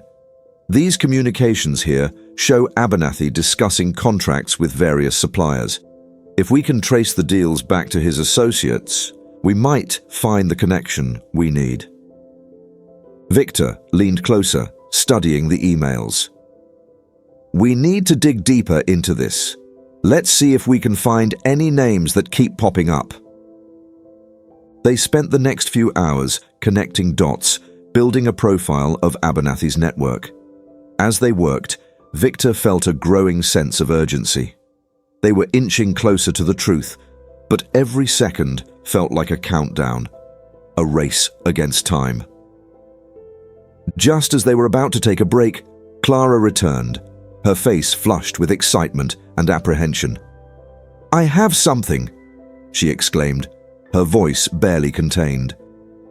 Victor and Rosa exchanged a quick glance, adrenaline surging through them. "What did you find?" Victor asked, his heart racing. "I spoke to my contact at the cafe," Clara said, her eyes bright. "They mentioned seeing Abernathy meeting with a group of individuals last week.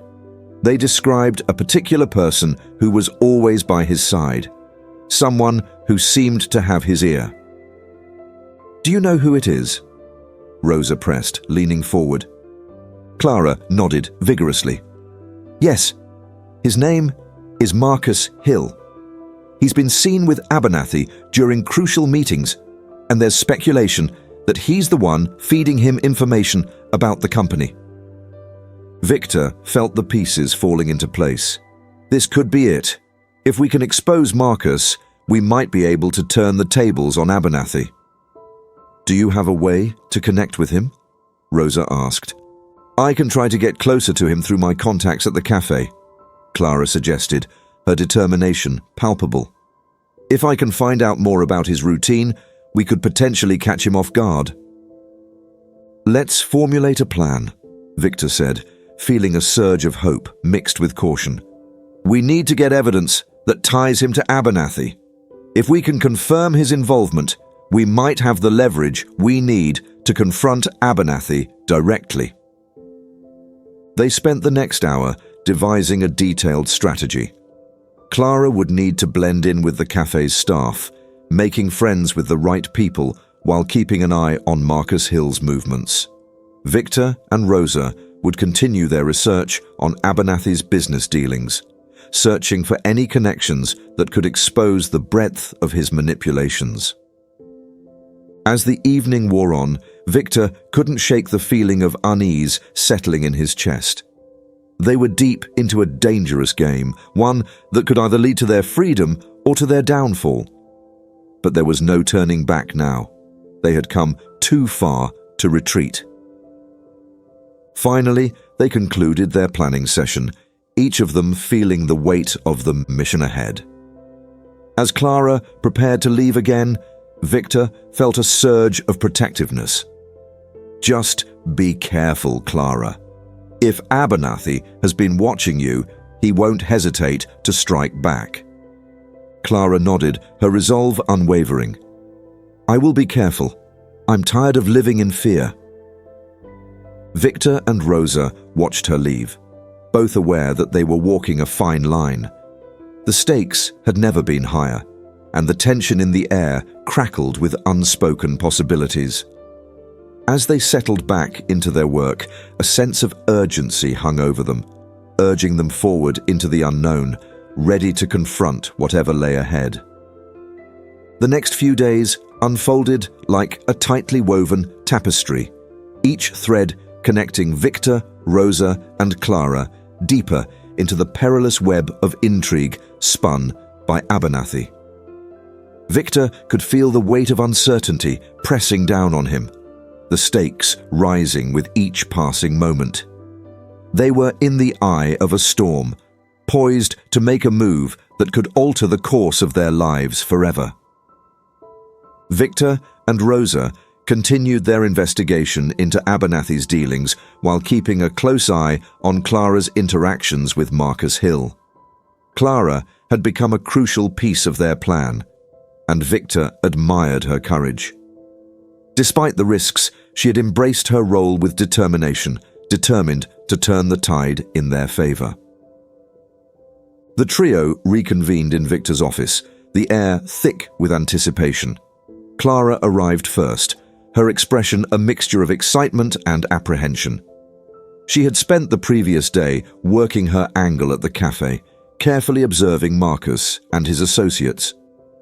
Victor could see the nerves dancing in her eyes as she sat down, and he sensed the importance of what she was about to share.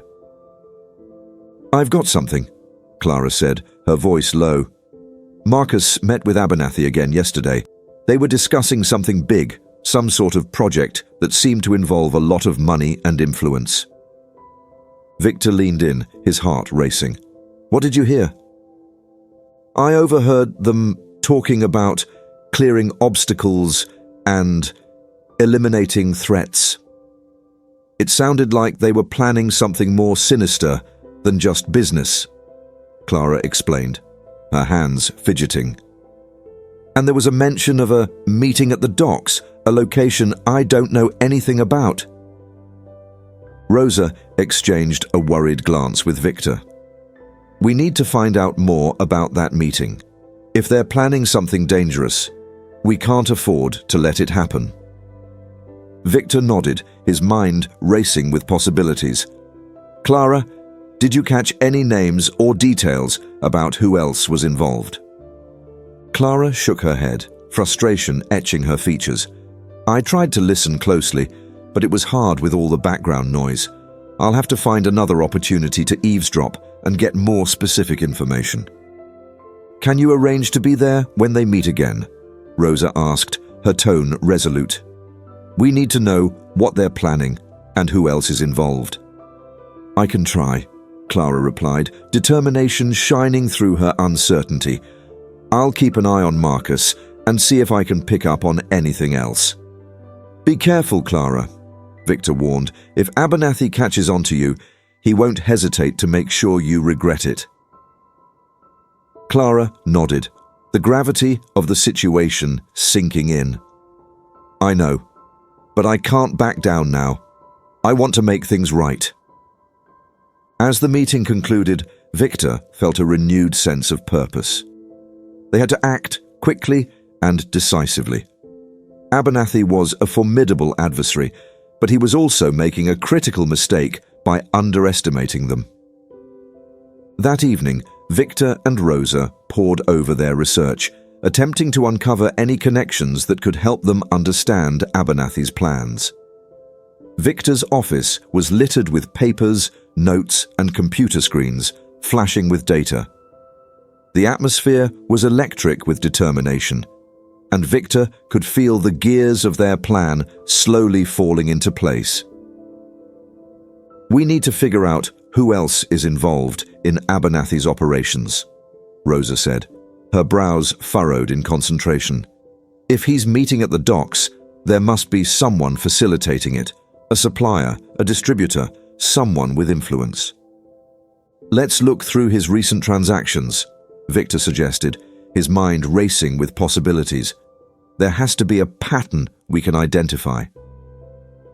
They spent hours combing through documents, tracing financial transactions, and mapping out Abernathy's network. Finally, Rosa pointed to a name that kept appearing in the records, a company that had supplied Abernathy with various materials for construction projects. "This could be our lead," she said, her finger resting on the name. If we can connect this company to the meeting at the docks, we might find a way to expose Abernathy's plans. Victor's pulse quickened. Let's dig deeper. We need to know who's behind this company and their relationship with Abernathy.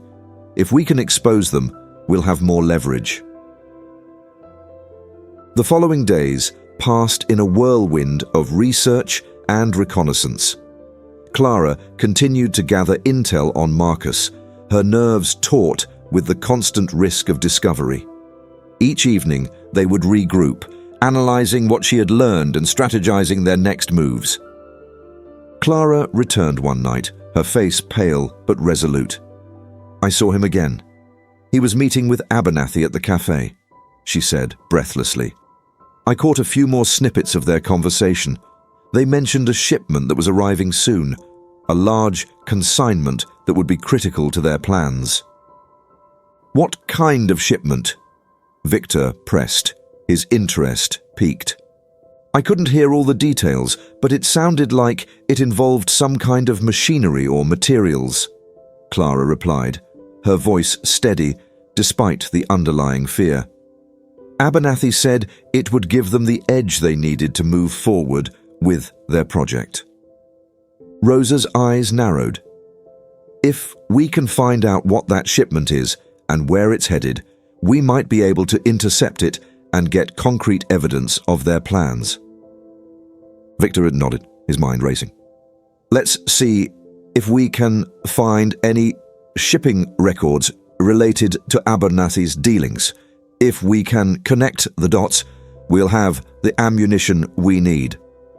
As they delved into shipping records, Victor felt a sense of urgency build within him.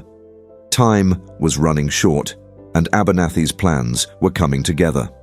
The pieces of their investigation began to align, and the looming threat of confrontation felt imminent.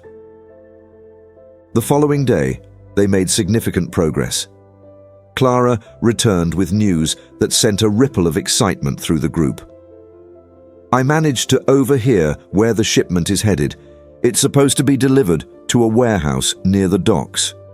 They're planning to use it for whatever project Abernathy has in mind. Rosa's eyes widened. This is it. If we can stake out the warehouse and gather evidence of what's happening, we could finally put a stop to Abernathy's plans. Victor felt a surge of adrenaline. We need to move fast. If they're planning to receive the shipment soon, we can't let them slip through our fingers. They developed a plan to monitor the warehouse, deciding to take shifts so that someone was always on watch.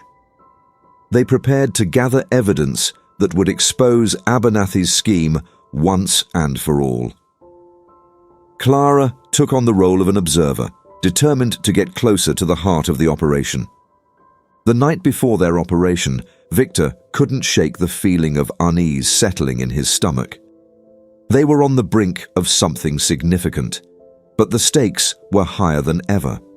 If they failed, everything they had fought for could come crashing down. As he lay in bed, thoughts swirling in his mind, he recalled the moments that had led them here, the manipulation, the fear, and the courage that had emerged from it all. He felt a deep sense of responsibility for Clara, for Rosa, and for the life he had built. He couldn't afford to lose it all now.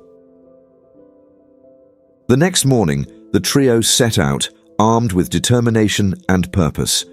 They arrived at the docks, the salty air mingling with the tension that hung in the atmosphere. Clara took her position nearby, ready to observe the comings and goings, while Victor and Rosa positioned themselves in a vantage point that offered a clear view of the warehouse entrance.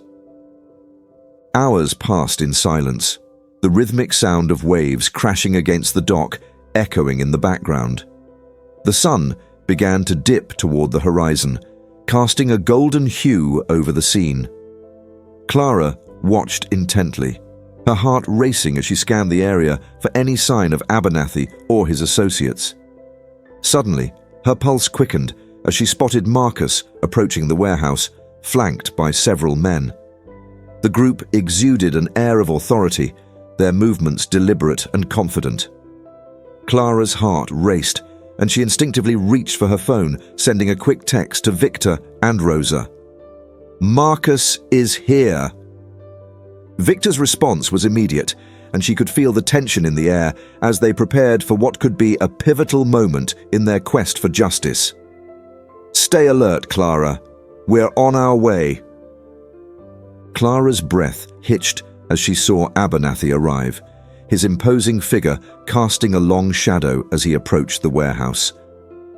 This was the moment they had been waiting for.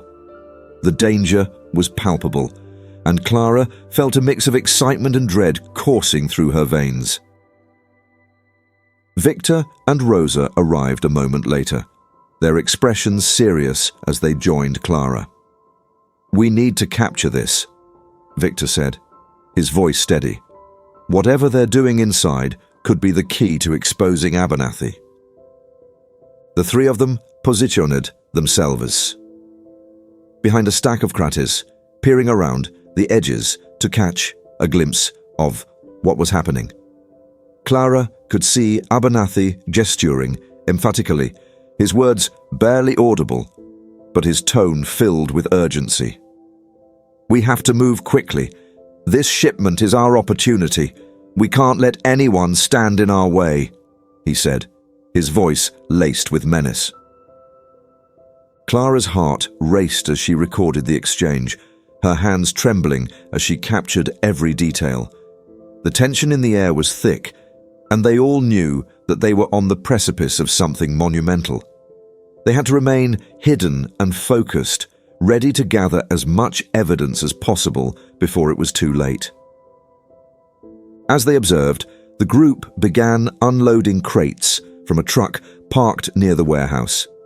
Each box that emerged felt like a ticking time bomb, a secret waiting to be revealed. Clara's heart pounded as she filmed the operation, capturing the faces of those involved and the contents of the crates. Victor leaned closer to Clara, his voice barely a whisper. "We need to get inside. If we can get evidence of what's in those crates, it could be enough to take him down." "But how?" Rosa asked, glancing around nervously. "If we get caught, it could mean disaster." Victor weighed their options, his mind racing. "We can create a distraction. Clara, can you set something off nearby? It might give us the chance we need." Clara nodded, adrenaline coursing through her. "I can throw a rock to create a noise, just enough to divert their attention." With a determined glint in her eyes, Clara positioned herself at a safe distance. She threw a small rock, watching as it clattered to the ground. The noise echoed across the dock, and she saw the men jerk their heads in surprise, their attention momentarily diverted. "Now," Victor urged, and the three of them sprang into action, darting toward the warehouse entrance while the guards were distracted. Heart racing, Clara followed Victor and Rosa inside, the dim light casting eerie shadows on the concrete walls. The air was thick with tension, and they moved quickly, keeping low and silent. They could hear voices echoing in the distance, and they knew they had to act fast. As they ventured deeper into the warehouse, Clara felt the weight of their mission pressing down on her. This was the moment they had been working toward, the chance to expose Abernathy and reclaim their lives.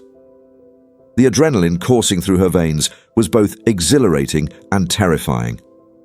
They reached a large room at the back of the warehouse where crates were stacked high. Clara peered over the top of one box, her breath hitching as she caught sight of the contents. "It's machinery," she whispered. "Heavy-duty equipment. This isn't just a construction project. They're planning something much bigger." Victor nodded, his eyes scanning the area. "We need to get evidence of everything we can. Let's take pictures of the machinery and any documents we can find." As they began documenting the evidence, Clara felt a sense of purpose wash over her. This was what she had fought for, to take a stand against the man who had manipulated her life and endangered those she cared about. They were no longer victims, they were warriors. Suddenly, they heard footsteps approaching, and panic surged through Clara. "We need to hide," she hissed, her heart racing. They scrambled behind a stack of crates, pressing themselves against the cold metal as the footsteps grew louder.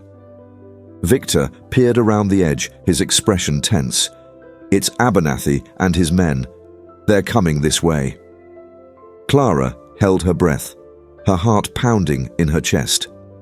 The fear of being discovered loomed over them like a dark cloud, threatening to extinguish the hope they had fought so hard to reclaim. They could hear Abernathy's voice, sharp and commanding. "We can't afford any mistakes," he said, his tone filled with frustration. "We need to get this shipment out and deal with any loose ends before it's too late." Clara exchanged worried glances with Victor and Rosa, the weight of his words settling heavily on them. "Loose ends?" she whispered, her voice trembling. "What does he mean?" Victor shook his head, his expression grim. "Whatever it is, we can't let him find out we're here. We need to stay hidden until they leave."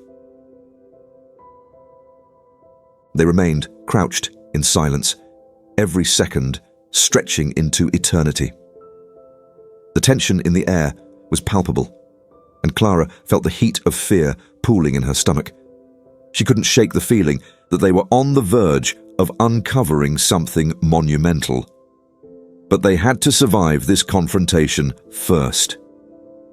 After what felt like an eternity, Abernathy and his men moved past their hiding spot, their voices fading into the distance. Clara let out a shaky breath, relief washing over her. But they knew the danger was far from over. They had to finish what they had started.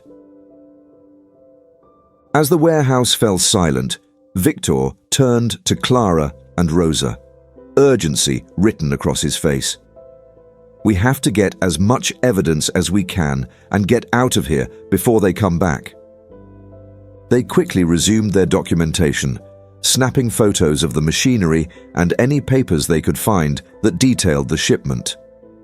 Clara felt a surge of determination as she captured the evidence they needed, each click of the camera solidifying their resolve. Suddenly, as they rummaged through the crates, Rosa gasped. "Look at this," she exclaimed, holding up a file. "It's a contract with Abernathy's signature. This could be the smoking gun we need." Victor's eyes widened as he read through the document. "This lays out everything, the terms, the suppliers, the entire operation. If we can present this to the authorities, it could bring him down for good." Clara felt a rush of exhilaration, but it was tempered by the knowledge that they had to leave quickly. "We can't stay here much longer," she urged. "They could return at any moment." As they gathered their evidence and prepared to make their exit, Clara's heart raced with adrenaline and fear. They had come so far, but the real battle was only just beginning. They had exposed a small part of Abernathy's operation, but they had yet to face him directly. As they slipped out of the warehouse, Clara took one last glance back, feeling a mix of triumph and trepidation. They had the evidence they needed, but Abernathy was still out there, lurking in the shadows, and the threat he posed was far from over. Once outside, they hurried to their vehicle, a sense of urgency propelling them forward. Victor glanced at Clara, his expression serious. "You did great today, Clara, but we're not done yet. We need to go public with this information and expose Abernathy for who he really is." Rosa nodded in agreement. "We need to get to the police. Show them what we found." and ensure that Abernathy is held accountable for his actions. As they drove away from the docks, Clara felt a mix of emotions swirling inside her: fear, hope, and a sense of newfound strength. She was no longer just a cleaning lady. She had become a force to be reckoned with, standing up against the man who had sought to control her life. Victor and Rosa discussed their next steps as they drove, but Clara's mind was racing with possibilities. They had gathered evidence, but now it was time to prepare for the storm that was about to unfold. She knew that Abernathy wouldn't take this lying down, and they had to be ready for whatever he might throw their way. As they pulled into Victor's driveway, the sun dipped below the horizon, casting a golden hue across the sky. The air crackled with anticipation, and Clara felt a surge of determination swell within her. They had taken a significant step forward, but the battle was far from over. She was ready to face whatever came next, knowing that they were stronger together. Little did they know, Abernathy was already plotting his retaliation. The war was just beginning, and the final confrontation was looming on the horizon, promising to be a clash that would test their resolve and expose the true depths of Abernathy's treachery. The stakes were high, and every moment counted as they prepared to fight for their lives and the future they desperately sought.